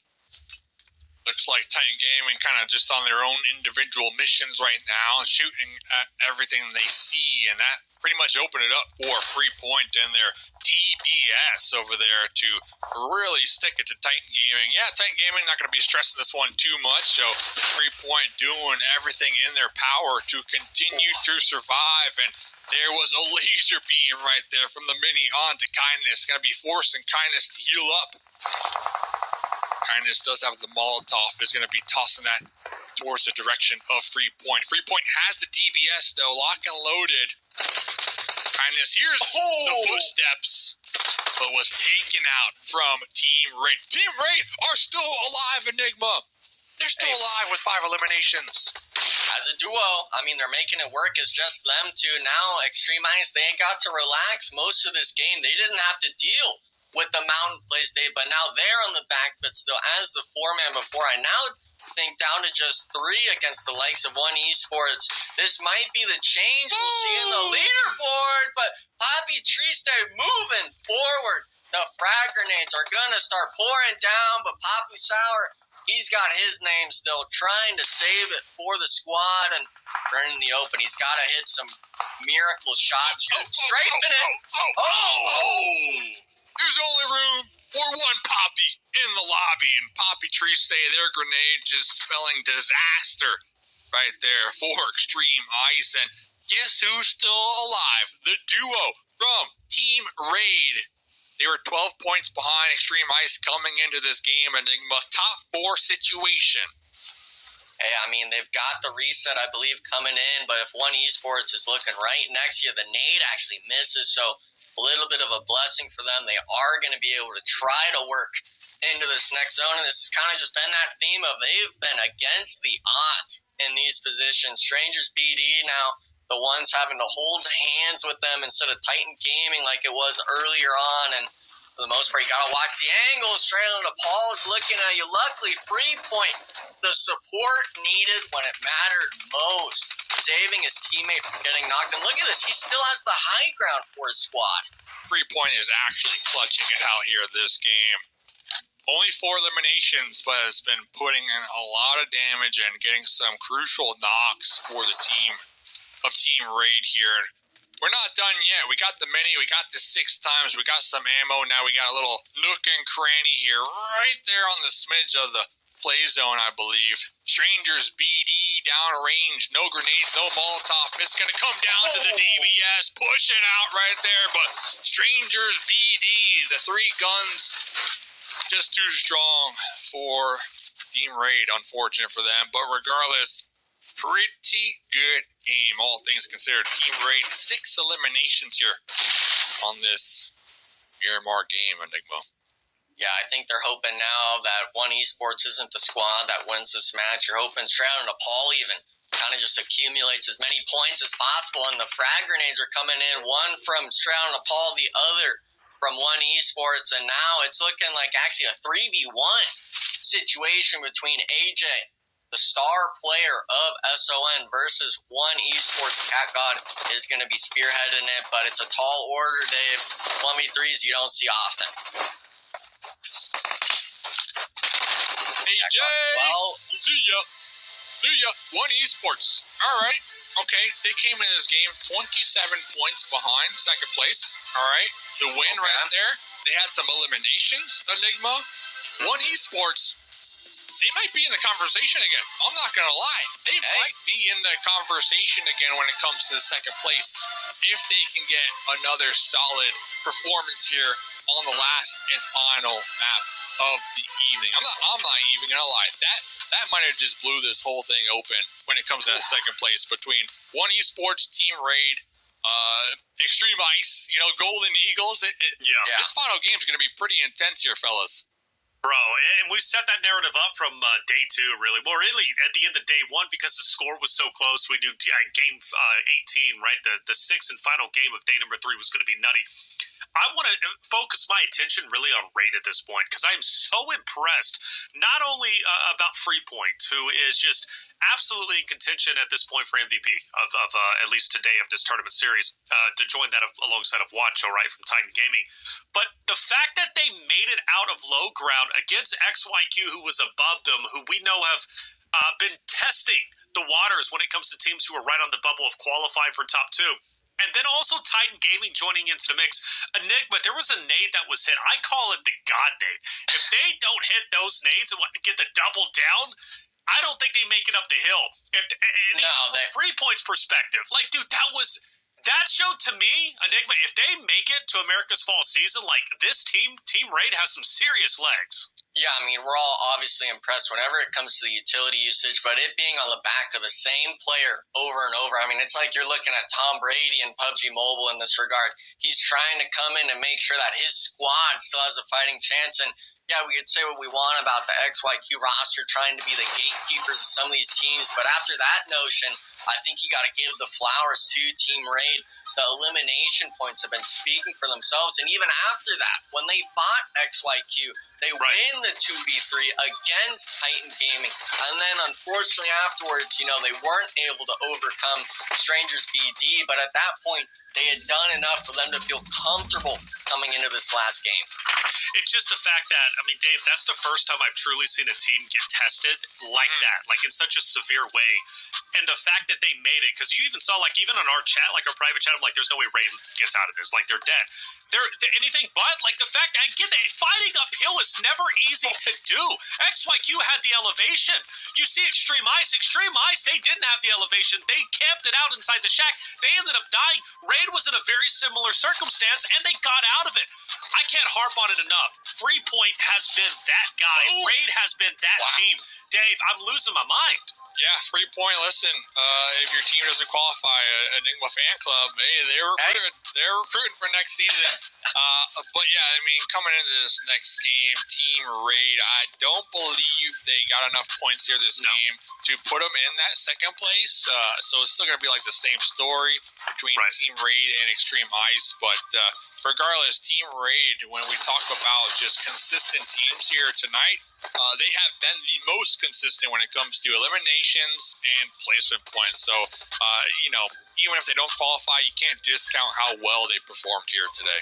No, without a doubt, they've been insane. I'm a big fan at this point. But also, One Esports, and I love Enigma that Dave kind of started that narrative. Look, they might actually be in the running. 17 points is serious with how close the scoreline has been. They were 20-plus points behind, but now they put themselves within striking distance to go into the final map number 6. If they can clutch up, Enigma, One Esports could very well be in victory lane at top 2. Yeah, I mean, they'd have to essentially pull a repeat of this performance, and to be honest with you, that could have been said for the Golden Boys, the Golden Eagles, Dauntless. There was 3 or 4 names that were kind of in that loop of, we hadn't really seen much out of them today, but they had done so well the first 2 days that if they just had a good performance, if they had their game at some point tonight, it could have been their name at the top here, but unfortunately for them, it's going to be One Esports taking that narrative, and I mean, we could see it already. The overall, everyone's eyeing that 2nd through 4th place. Obviously, it's a big gap between 135 and 152, but in my mind, it's still very well doable. Can I put this into perspective, though, real quick? Like, Dauntless, they need a win and 15 eliminations, right? Golden Eagles... Which is a record for today. Yeah, and Golden Eagles need a win, 13 eliminations. One Esports, they need a win with 7 eliminations. And Team Ray, they just need a win, right? So, it's like, out of those teams, like, which one do you realistically see happening here, fellas, right? And that's who I want to look at in this last match of the evening. Yeah, I mean, Team Raid, obviously, One Esports, Golden Eagles, Dauntless. Again, those are like some big gaps, but One Esports for sure. And even One Esports, like with the way that Extreme Ice and Team Raid have been so consistent, like they're going to have to pull up a godly game with Extreme Ice and Team Raid dying very early on. So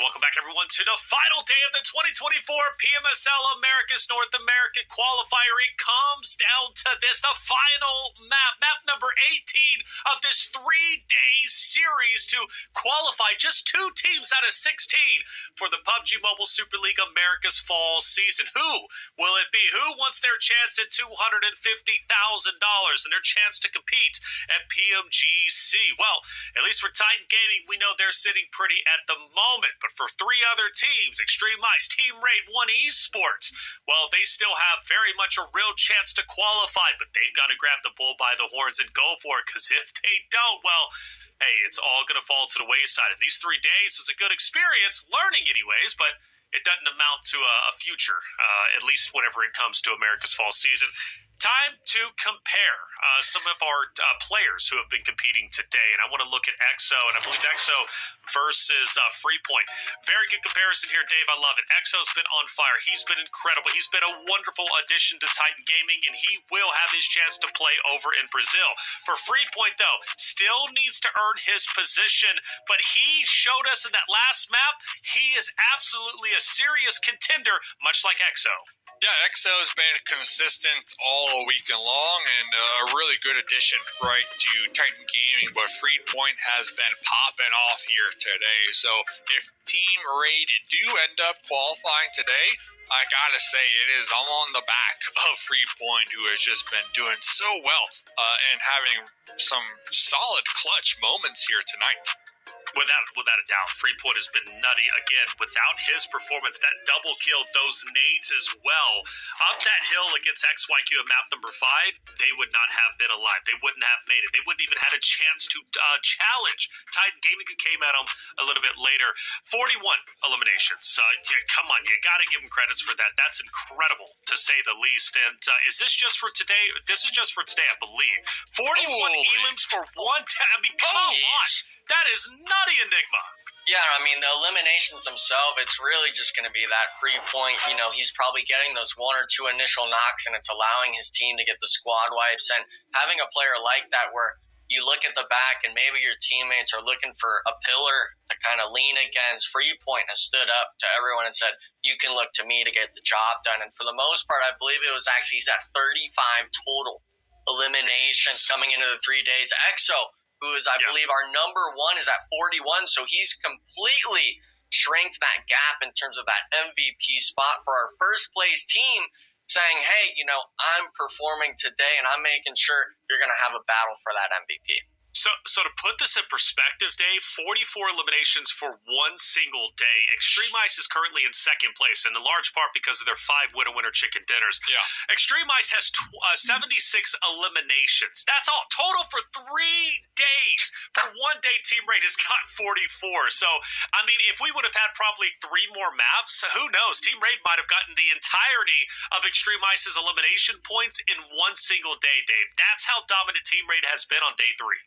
Yeah, and that's a good topic to bring up as well, because I heard Titan Gaming are thinking about hunting down One Esports out of the bunch, which I personally think might be the wrong team to hunt down. I think the team that they would want to hunt down would be Team Raid, because they are the stronger team when it comes to team fights, eliminations, just playing a lot grouped up, a lot more together, right? Extreme Ice, they prioritize late to end game. They prioritize getting the winner chicken dinner. I'm not too concerned. I don't see that really working out in the Americas too much, especially with Alpha 7 just steamrolling everybody on the edge. That team will probably cut them off on most of their rotates. One Esports, they had a good game last game, right? But they're still kind of up in the air. So when it comes to Titan Gaming having the power to really decide who they fight in that next lobby, I would want to take out Team Raid, in my opinion here, fellas. And I don't know if I'm way off on that, but let me know. No, I agree. Take out the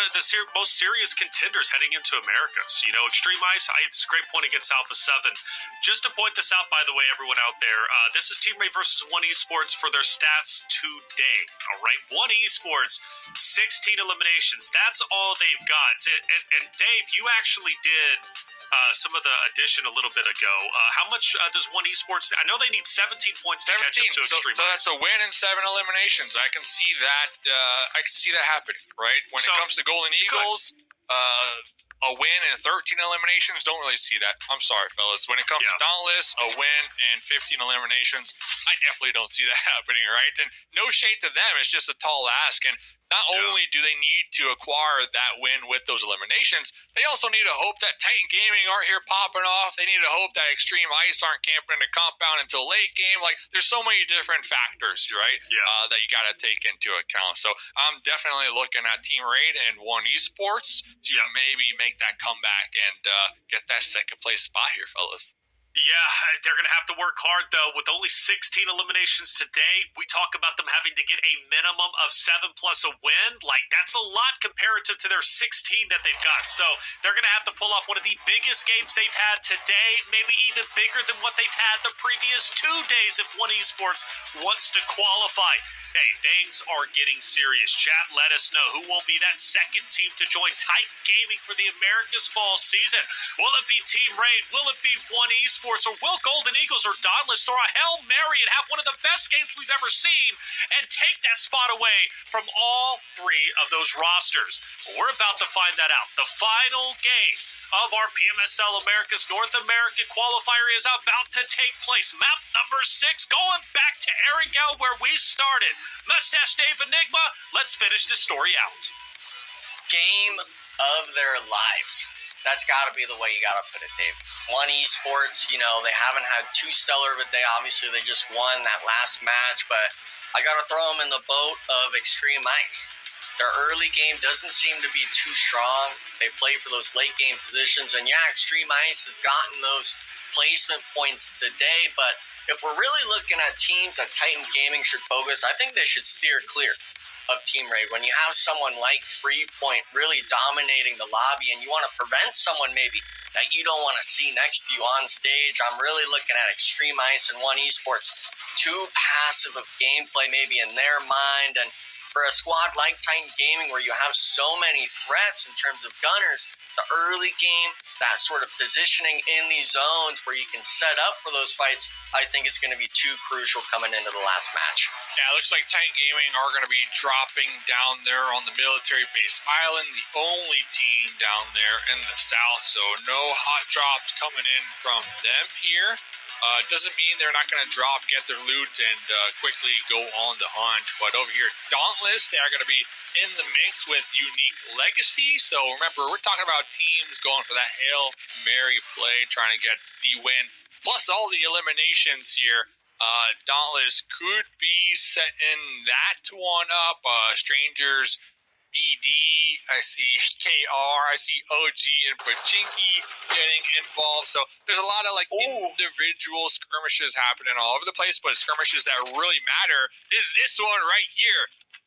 This one right here, XYQ, going for the hot drop onto Extreme Ice here. Extreme Ice, only 9 points ahead of Team Raid and 17 points ahead of One Esports. So they cannot afford to get squad wiped here early on.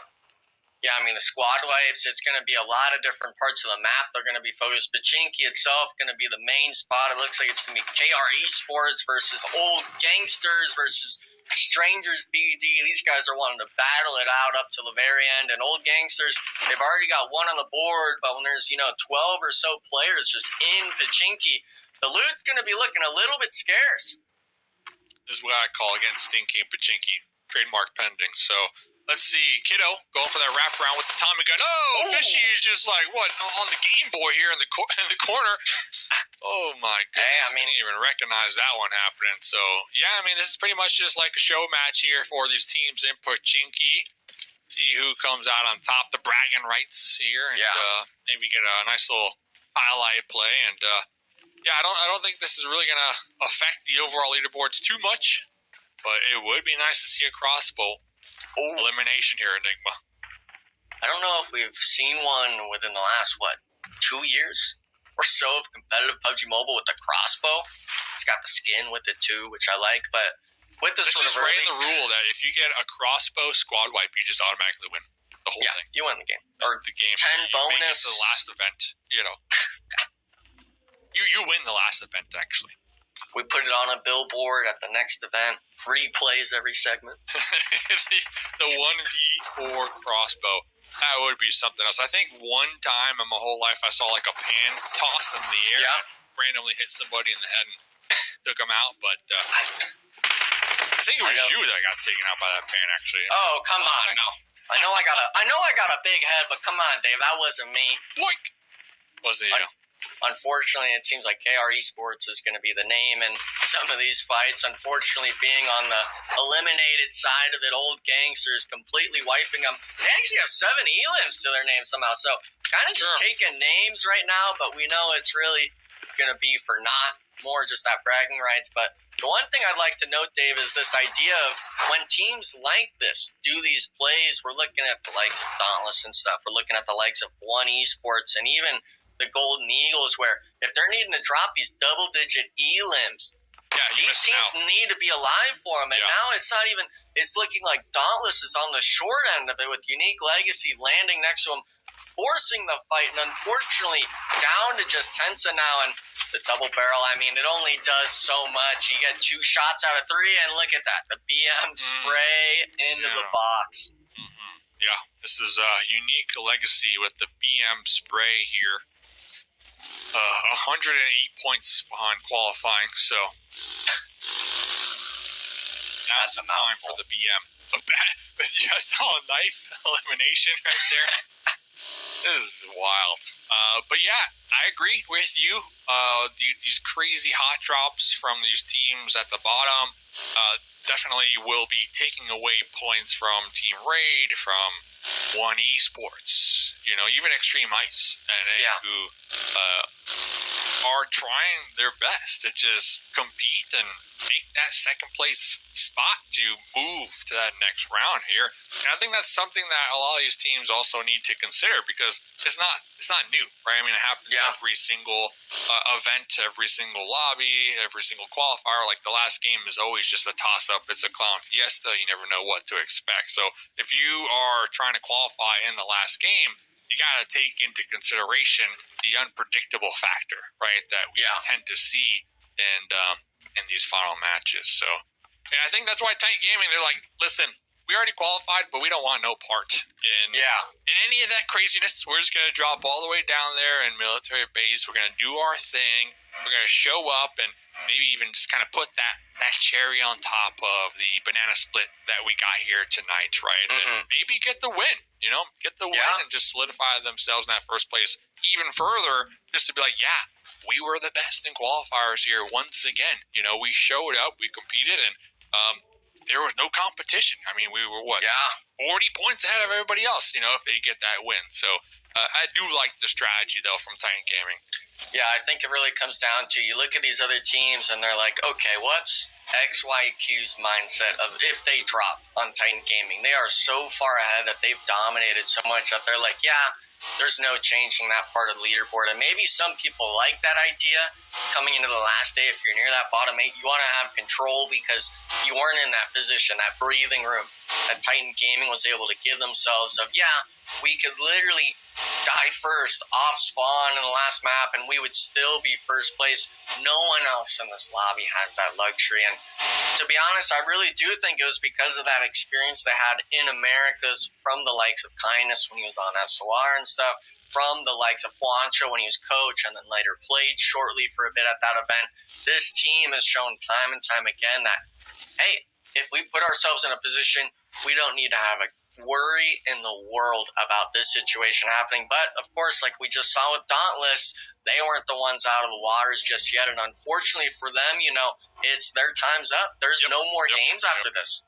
One elimination going their way. Dauntless was a team that they've only been playing together for 1 week. Tensa literally joined the team 2 minutes before the lockout period of the sign-up, and regardless, the team accomplished a lot here, in my opinion.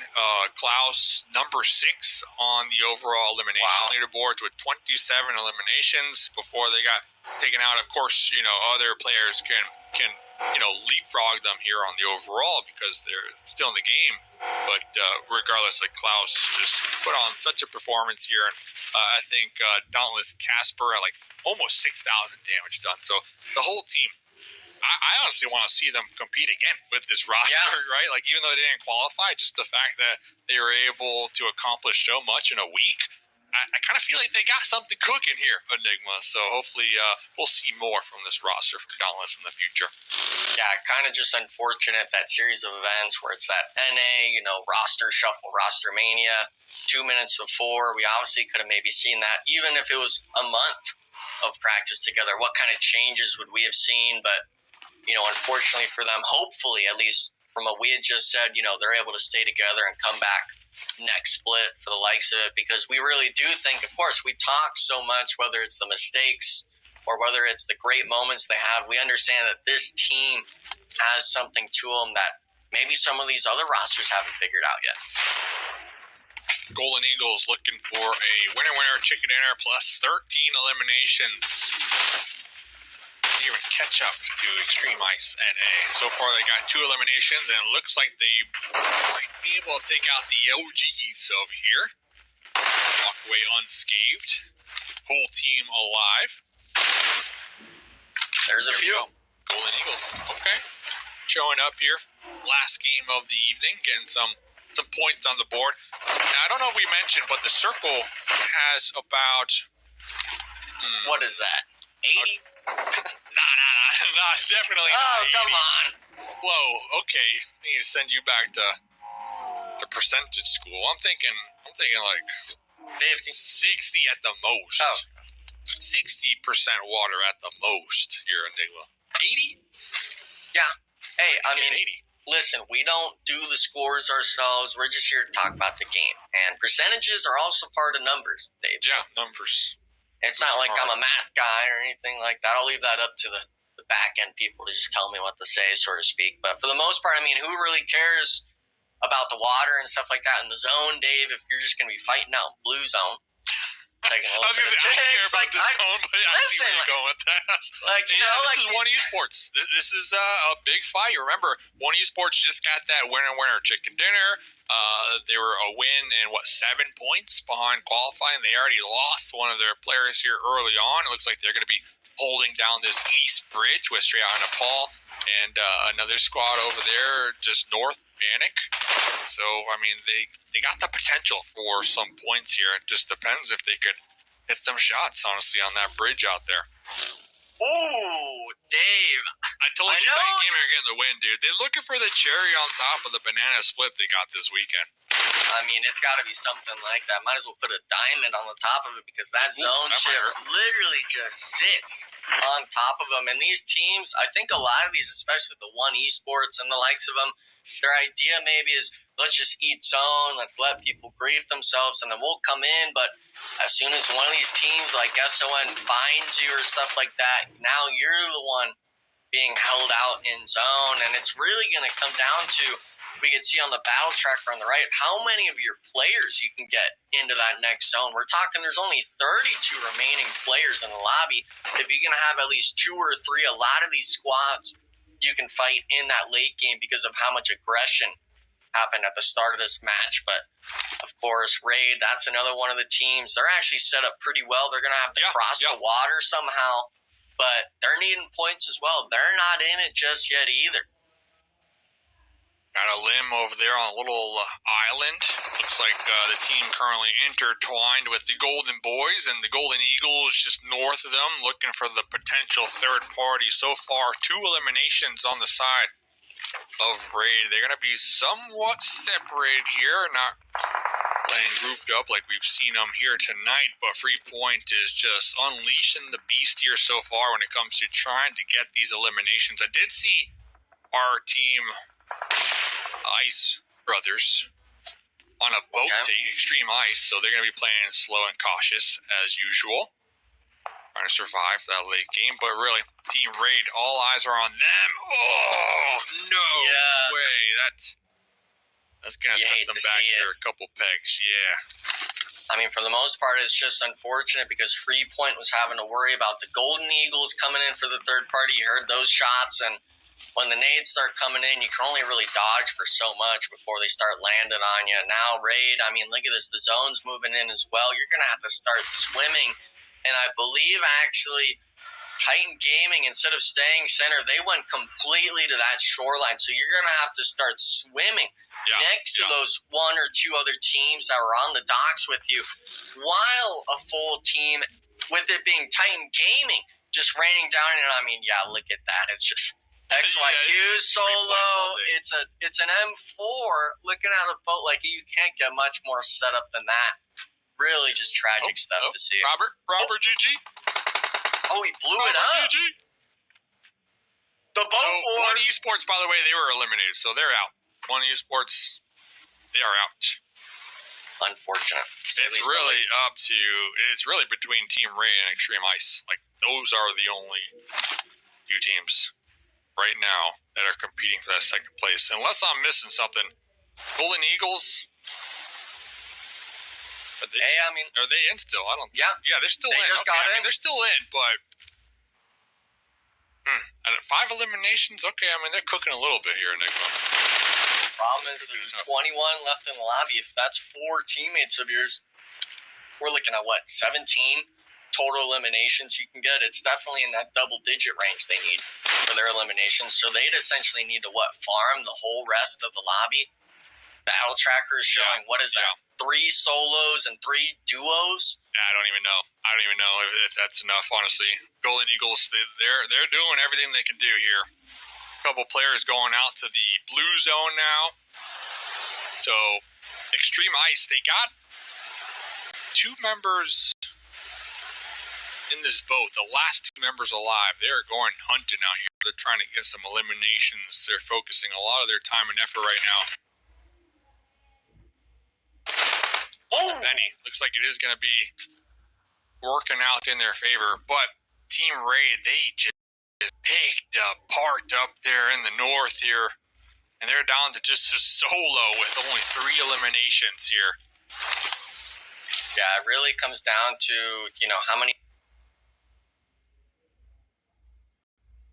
points can Extreme Ice accumulate. Look at that. He's actually having to drive scared of that solo jumping in with them and taking shots. And I really do enjoy this play. I know a lot of people maybe don't find it that important. Have him jump on their boat? Yeah. He can jump in and shoot the player in the back seat. Poppy Sauer is doing what I talked about in that earlier Erangel match, Dave. He's trying to swim right on top of him. So all he has to do is just kind of aim his hip fire and spray him. Havoc already down to 1 HP as well. And yeah, I think he's going to find him eventually. Hopefully he's able to recognize it. But with the zone coming in, it's still only 15 players up. This is 2 for your squad. There we go. Finally, he actually didn't even get that point. He lost it. So they're still going to be alive here. Oh, no. Oh, that was Raid. No. That was Raid. Raid are out. 3 eliminations, 7th place. Overall, Raid had one heck of a run here today. Enigma, Raid as a team today. So well-oiled machine. Just unlucky here on the final match of the evening. Yeah, I don't like saying, leave it up to luck and that sort of thing, but the zone shift was pretty rough for the most part. Rough. If you're anyone on that north side of the bridge, especially in a match like this, that bridge is going to be camped. You're going to have the docks completely filled with players, and unfortunately, they couldn't make the cross themselves. Titan Gaming, they land on the south side. They didn't have to worry about any of that. And the zone shifts, obviously we could talk about any number of their games where maybe they did poorly. That'd be the better instance of it. But today alone, from the likes of Team Raid, they showed to everyone in NA that if they maybe even just had a few more games, maybe they just had a different day one or something, they could have very well been that top 2 team. And now we see it, of course. I mean, the zone speaks for itself. How many players are alive? Bunch of solos and duos left. Can the Golden Eagles I'm trying to do math here. There's how many players? They have 6 eliminations so far, right? Okay. And there's, I think, 9 more players on the board. So that would be if they get every player, that's 15 eliminations plus the win. Golden Eagles, they needed 23 points to overtake Extreme Ice, but Extreme Ice are still in it, so...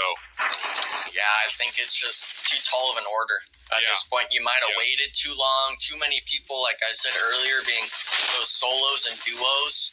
You're not really going to be the one finding each of those players in this lobby. And for them, obviously, we talked day 1, day 2 as well, of just this duo of Legend and Frady being able to pop off and really show off. They were in that top 5, top 10 for eliminations throughout the whole tournament, but unfortunately for them, it really just didn't pan out, it seems, in this last day. Well, I still believe Free Point from Team Raid might finish as the second on the overall when it comes to player eliminations with 35, maybe even a little more. Free Point had 6,180 total damage done, so Free Point had just popped off here today and, well, just weren't able to make it in the final game. But regardless, that squad as a whole, just looking at the 3 days, very strong team, Enigma. They could work on their placement points a little bit. They only had 1 winner chicken dinner. Most of their points coming from eliminations, but when it comes to the team fights, Team Ray, they were looking really good this weekend.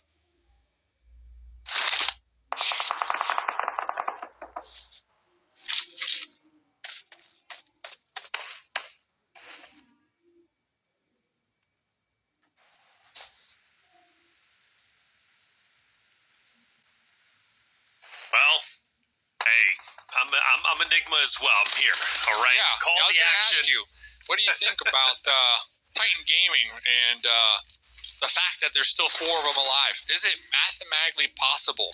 I heard you were doing the math in the back line. Is it mathematically possible for the Golden Eagles? No. Not mathematically impossible, just simply for the fact that Extreme Ice is still alive, right? They're still alive.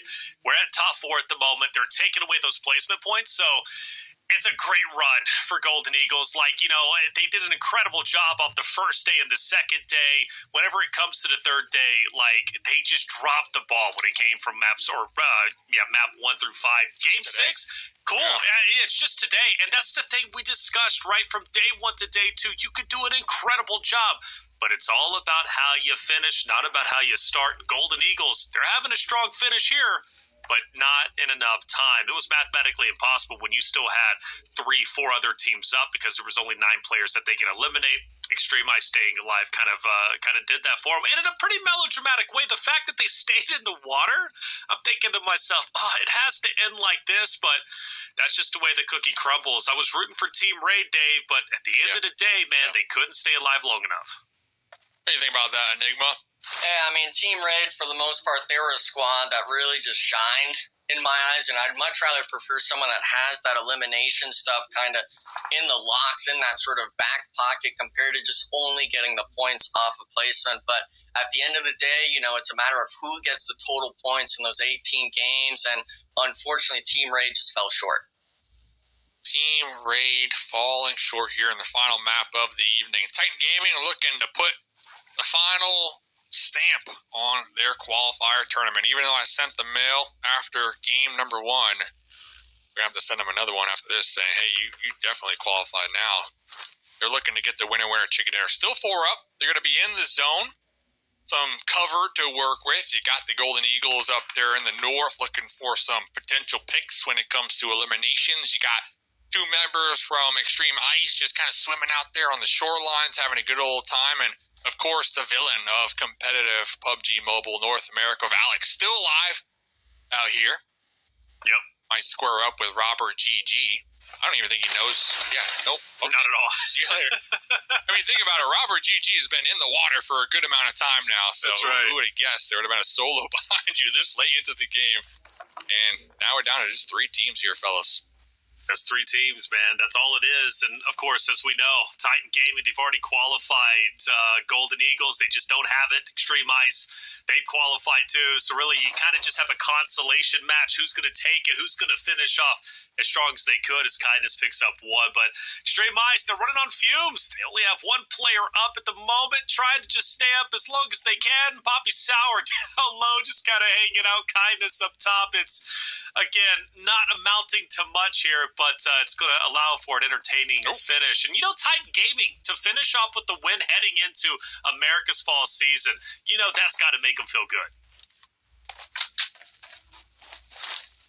Trying to get some more points on the board here. Just strengthen their lead in that first place position. As if they needed it. Oh! Nice little shot right there. Little Taparino. Golden Eagles doing everything in their power to possibly get the final win themselves, but unfortunate for them, it is going to be up against Titan Gaming, the number 1 team in the lobby right now. So they're going to be able to get the pickup, I believe, here, Enigma. Yeah, I got to really come back with it when it comes to this Titan Gaming squad of just, the first day we questioned it, obviously with EXO coming and he proved us wrong. Day 1, and then day 2 and 3, they just kept the train going after all. And, to be honest with you, I'd like to see Titan Gaming really just kind of ease out Golden Eagles as much as they can down to a solo and go for the pan fight.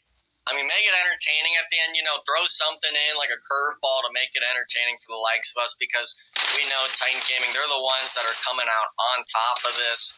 Doesn't matter how many people you send at this squad, it seems they're always coming out on top. And I mean, for Titan Gaming, it's, their trip back to PMSL Americas. Hopefully we're able to see some sort of comparative result as tonight and the last few days as in that tournament. Yeah, and I'm still a big fan of Titan Gaming. I mean, we're looking at the new addition on the team, EXO here. EXO has been crucial to their performance here on the weekend, of course, but I believe might be the puzzle piece they were missing, right? Titan Gaming, they have been a squad who has consistently performed well in qualifiers and been able to make it to that next round, but then once went in that next round, kind of sizzled out. So hopefully this go around, as we get to the final half of the year, this is the Titan Gaming that North America will be sending to the big leagues come end of year, and they'll be able to perform. So yeah, I mean, we're talking, we went from top 3 qualification for PMSL America's top 2. They're coming in with, the 1 or 2 new players to this roster, maybe something new, maybe foreign in their mind. But for the most part, the squad has shown that their experience is going to overcome those challenges. And Taylor, it's kind of that same idea of, are we going to see a repeat of our poor performance in last PMSL Americas, or are we going to see a real change coming in? Lord, I hope not. North America, they didn't break that top page. I think Hyper was the only one to do it during the spring season, and they did it for a short period of time after day 1, but then after that, it was just kind of all tumbling down, 9 through 16. But Titan Gaming looks great for what it's worth. EXO has been a tremendous addition to the team, Dave. I can't wait to see what they do, and even for Extreme Ice, even though they're not slaying out right, they're still getting those winner chicken dinners. You mentioned Alpha 7, and that's a great point. But let's not get us. Everybody has to watch out for Alpha 7. Yeah. I like the game plan from Extreme Ice. They play the zones, but the thing is, we've seen teams in the past who also play the zones, and when it comes to the regionals and even the globals, that just doesn't cut it, right? Unfortunately, you got to know how to take smart fights. You got to know how to win these fights, and when not to kind of crank the dial when it comes to the aggression. And when it comes to Extreme Ice, I didn't see any dial cranking at all, when it comes to the actual aggressive team fights. But regardless, don't take away from the fact that they qualified over here on the weekends. They are going to be moving, in my opinion, to that next round. I believe so. I mean, obviously, we'll get the confirmation here in a minute. But I do think they got some things they should work on from now until then, right? And in particular, I think it is learning when to crank that aggression when it comes to team fights. Well, the good news is there's a month, a little over a month, I believe, until we do get started with the America's Fall season. So there's plenty of time to renegotiate your team and figure it out. As well as potentially for some of these guys who maybe didn't make it. We talk about Freepoint from Team Raid, who is absolutely out of this world. Poppy Tree State from One Esports. I mean, players that could absolutely be picked up into the league that, in my opinion, proved themselves during the North American qualifier across the 3 days.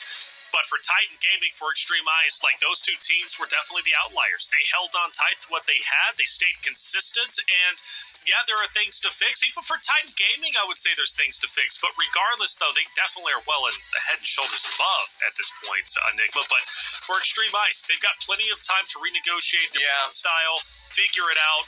Again, if they can rack up those eliminations, they already have good positioning. They already have great in-game play. I think that could be a decent team that can rival some of the best. Yeah, I mean, for the most part, we always expect that from some of these squads, especially, we're going to have that NA bias when it comes to PMSL Americas. But I like the note you made where, there's the likes of Poppy Tree State, AJ from SON as well can be thrown in there. There's a lot of players that showed that they were able to hang with the top guns in this lobby. Obviously, I'd expect them to be able to do the same. Maybe some of these teams, like the likes of Extreme Ice, maybe they don't feel comfortable enough. Maybe they don't feel they have enough guns on the team. Maybe there's a swap there that can happen. Maybe it's just the IGLing. You bring one of these players in as a coach, like Coach Wancho did last split. There's a lot of different things you can be doing to really improve your squad within the next month. Without a doubt, there it is. Titan Gaming will as they will win the final game of the day, the final game of the entire qualifiers, and do it in a pretty dominant fashion with 17 total points. You got to give credit where credit is due. They played out of their mind, but at least for Game 6, it was a heartbreaking defeat for Team Raid as they were eliminated way too early. Same thing for Golden Eagles, right? They played their absolute best, but they got started too late, and 12 points will not cut it, I assume anyways. Let's take a look at our overall rankings and see who qualified, and to no surprise, it's Titan Gaming and Extreme Ice, the top 2 teams moving forward. But Dave, there was a close race, right? Third on down, Team Raid, Golden Eagles, One Esports, all teams that are great, but barely missing out. Yeah, and we were talking about these teams from the beginning of the night, right? Team Raid, Golden Eagles, One Esports, Dauntless, and we even threw in some Golden Boys in the mix, right? Like, all of these teams kept the competition awfully close and just kind of forcing it to the last two games of the evening to really help us, make that final decision and see who the top two teams were. So shout out to all those players and all those teams for really showing up here this weekend, fellas. Yeah, without a doubt. And shout out to Titan Gaming, the only team to break 100 eliminations. They did so in stride, hitting 123. But for Extreme Ice, they are the undeniable champions when it comes to winner chicken dinners at a total of 5. Great job from them, and honestly, a big victory as far as I'm concerned. Enigma straight out of Nepal. You shouted out AJ. Well, they make it to the top page. There was that battle of who's going to break out of 9 through 16 straight out of Nepal. Well, they barely did it at the end. Yeah, I mean, finish strong. The eliminations at least pushes you up the leaderboard a bit, and I really got to note, second place squad, Extreme Squad, less eliminations than placement points, really showing that they were piggybacked on those first places. Obviously, they pick up those eliminations at the time, but I mean, for the rest of these squads, the bottom 9, there's only one winner chicken dinner from the Strangers BD squad, and obviously we see the likes of XYQ where they have 70 elims to their name, but the rest of these teams, unfortunately, just never really finding their moments in these lobbies. Unfortunate indeed. Well, the villains, Dave, right there, XYQ, they will finish in 9th place, and they really were the demons on the final day. Yeah, and looking at some interesting stats that kind of stood out to me is the team damage leaders, the total damage that the teams accumulated over the 3 days, right? And Titan Gaming, of course, they're going to be at the top, but right behind them, the Golden Eagles, we had Titan Gaming with 24K total damage done, Golden Eagles with 22, and then beneath them, Dauntless, Raid, and XYQ. So it just goes to show you, how much work the Golden Eagles were putting in throughout the weekend. Just unfortunate for them, the first 5 games here on the final day when it really matters just didn't go their way, right? So I think Golden Eagles, all in all, had a really good weekend, but a bad day, right? So I don't want to take away anything from them because coming into today, they're in second place, right? I mean, that was crazy.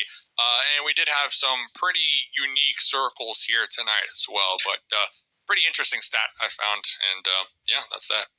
Yeah, and you got to give them their flowers. I think they played well. They really did, and they showed that they can recover well, especially in day number 2 after starting off with 2 zeros and then finishing strong and even finishing, I believe, in first or second place going into day 2. So I give them credit where credit is due. I don't want to see them break up. Let's see what they can do in the future moving ahead, but they're going to have to wait a little bit longer before they join, of course, the America's main competition over in Brazil. But let's talk about our qualified teams because they worked hard to get to this point, and they obviously, they're going to make it and get their chance to play at the Pubg Mobile Super League America's fall season for $250,000, as well as a shot at playing and competing at PMGC. Of course, we're talking about Titan Gaming and Extreme Ice, both of them working hard, and they get their chance to represent North America, and I could not be more excited. Talking about Titan Gaming, what makes them such a good team in your mind, Enigma? I think the main thing was how well of cohesiveness they were able to develop in such a short amount of time when it comes to Juancho and Kindness playing with EXO. I mean, that second day, first game, Juancho's pulling a 1v3 out of him. The first day, of course, was EXO's 1v2 match 1, really shaking the nerves or maybe doubts that other teams, or at least his players, his teammates even had of him. And for obviously the last day, they were able to just keep that consistency and finish strong. The squad, for the most part, has shown that they're able to hang with some of the best players in our region. Hopefully, we're able to see that moving forward because if they are, they're going to be a force to be reckoned with. Without a doubt, Crow, Kindness finishing up in the top 10 when it came to overall eliminations, Dave. And, of course, the other members, they will remain across the board in not only assists, but other stats. But when I think about that duo, though, of Juancho and EXO, I go back to yesterday where Kindness did not spawn in for map number 1, and Titan Gaming made a deep run, finishing in third place with 10 eliminations, and that was Wancho and Exo, the duo making it happen. Exo, the new addition, he is absolutely stellar. Yeah, we need to get Kindness like an external power pack, by the way, to make sure that they don't lose power at all, because I saw they lost power one time this night, and I believe what game, or one of the games on day number 1. But yeah, I mean, EXO, EXO, I mean, I'm getting like early in Coops, Enigma, stop me if I'm wrong, but I'm getting early Coops vibes, coming out from the play style that they're kind of implementing here, kind of playing around EXO, allowing EXO to have the room to make these pretty clutch plays happen. So that's a good thing, by the way. So let's see if they can kind of continue to refine that play style and play around EXO and let EXO just fly like an eagle, not like the Golden Eagles did, but fly like an eagle out here in the next lobby. I'm a big fan of the squad. Pro, Wancho, Kindness, EXO will have a chance to see them moving forward for the America's Fall season. And of course, we also have a chance to watch Extreme Ice compete, another team that was highly consistent. Enigma, a team that made it all the way. They definitely had their stumbles, but you can't discredit their ability to last till the very end and, well, get those 5 winner chicken dinners. Yeah, I think the main component from this squad is that notion of, being able to last till the very end. They're able to keep 3, if not 4 players alive, and a lot of these wins they're able to secure. Obviously, some of these matches, maybe they fell short. Maybe they only had a few eliminations, but they kept true to their ways. They kept true to their guns, and we're like, hey, let's play our game. And fortunately for them, we're able to come out on top in second place in the end. So hopefully over this next month, we're able to see some of those weaker points get worked on. But still, 77 eliminations, the damage stat as well with just under 18,000. It's still impressive to say the least. It blows me away, though, Dave, is like the fact that I look at the elimination leaders, damage leaders, assist leaders. Extreme Ice is missing from all those categories except one, Poppy Sour. Assist leader, he sits at number 7. So the fact that they qualify, yet literally all of their members are missing besides Poppy Sour and that assist leaders is mind-boggling. Yeah, and you know what? I think what can help them here is, I'm not saying replace anybody, but maybe add a 5th player to the team that you kind of swap in and swap out when you feel like you need that change at that particular moment. Let Free Point try out. Let Free Point from Team Raid try out for the team and get them on here as the 5th player. And honestly, I can see Extreme Ice going pretty far, in my opinion. I think so. Free Point legend, Frady, like Enigma, you've got a lot of pickings, right? Some solid players that could be added on as your substitute or coach, like Coach Wancho. Hey, it's EFC coming back. If they're not picked up, I'll have to reach out to them at some point, get it back sort of thing. Maybe they won't like the face being on the jersey, but hey, no one really pays attention. Direct invite, by the way. Direct invite. Yeah, direct. I'll pull some strings, hopefully see what we can get done, but for the most part, that squad definitely deserved it over their consistency over the last 3 days. And then next to Titan Gaming, I can't really name any other squads that had shown their consistency, allowing them to represent us in North America. Well, we had 3 great days of competition, 18 total maps, 16 teams competing for their shot to compete at the Pubg Mobile Super League America's Fall season. But the one question that remains, who is the overall MVP of our 2024 PMSL America's North America qualifier? It's EXO, and it makes sense, 44 eliminations. Come on, that is crazy. Titan Gaming picked him up. They believed in him, and Dave, the risk paid off. Yeah, that's damage per game. 426 damage per game. That's impressive here, fellas. Without doubt. Yeah. And he's playing in Germany, too, Enigma. Yeah, the ping, we really can't beat around the bush. That's probably, 150, 180 ping. He's essentially a second or 2 back from the rest of the lobby. And whether you think that is a help or a hindrance, I'll tell you right now as a previous professional, that's definitely a hindrance. And for him, for the most part, he's like, hey, I'm going to play my game and I'm going to make it work. And for him, it showed a dominant force in the NA lobby. Bro, he's dropping 88, Dave, when he goes over to Brazil because he's getting rid of that 1 to 2 second delay. That is crazy, Dave. EXO's that guy.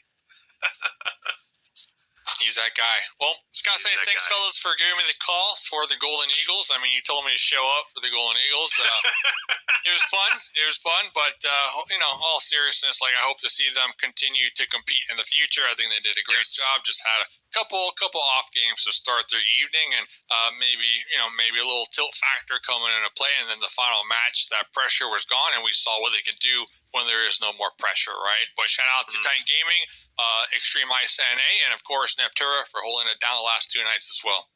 Yeah, she was great. And Hot Jukes for letting me use his studio while he's out of town. Thanks, Hot Jukes. Hey. Without a doubt, Dave, it's always a pleasure working with you, man. You always bring a smile to my face without question. We'll be working more in the future because you just know you're PUBG Mobile, man. You're that OG. You're the GOAT guy. And Enigma, apparently you got the power to pull some strings. We'll be talking later offline.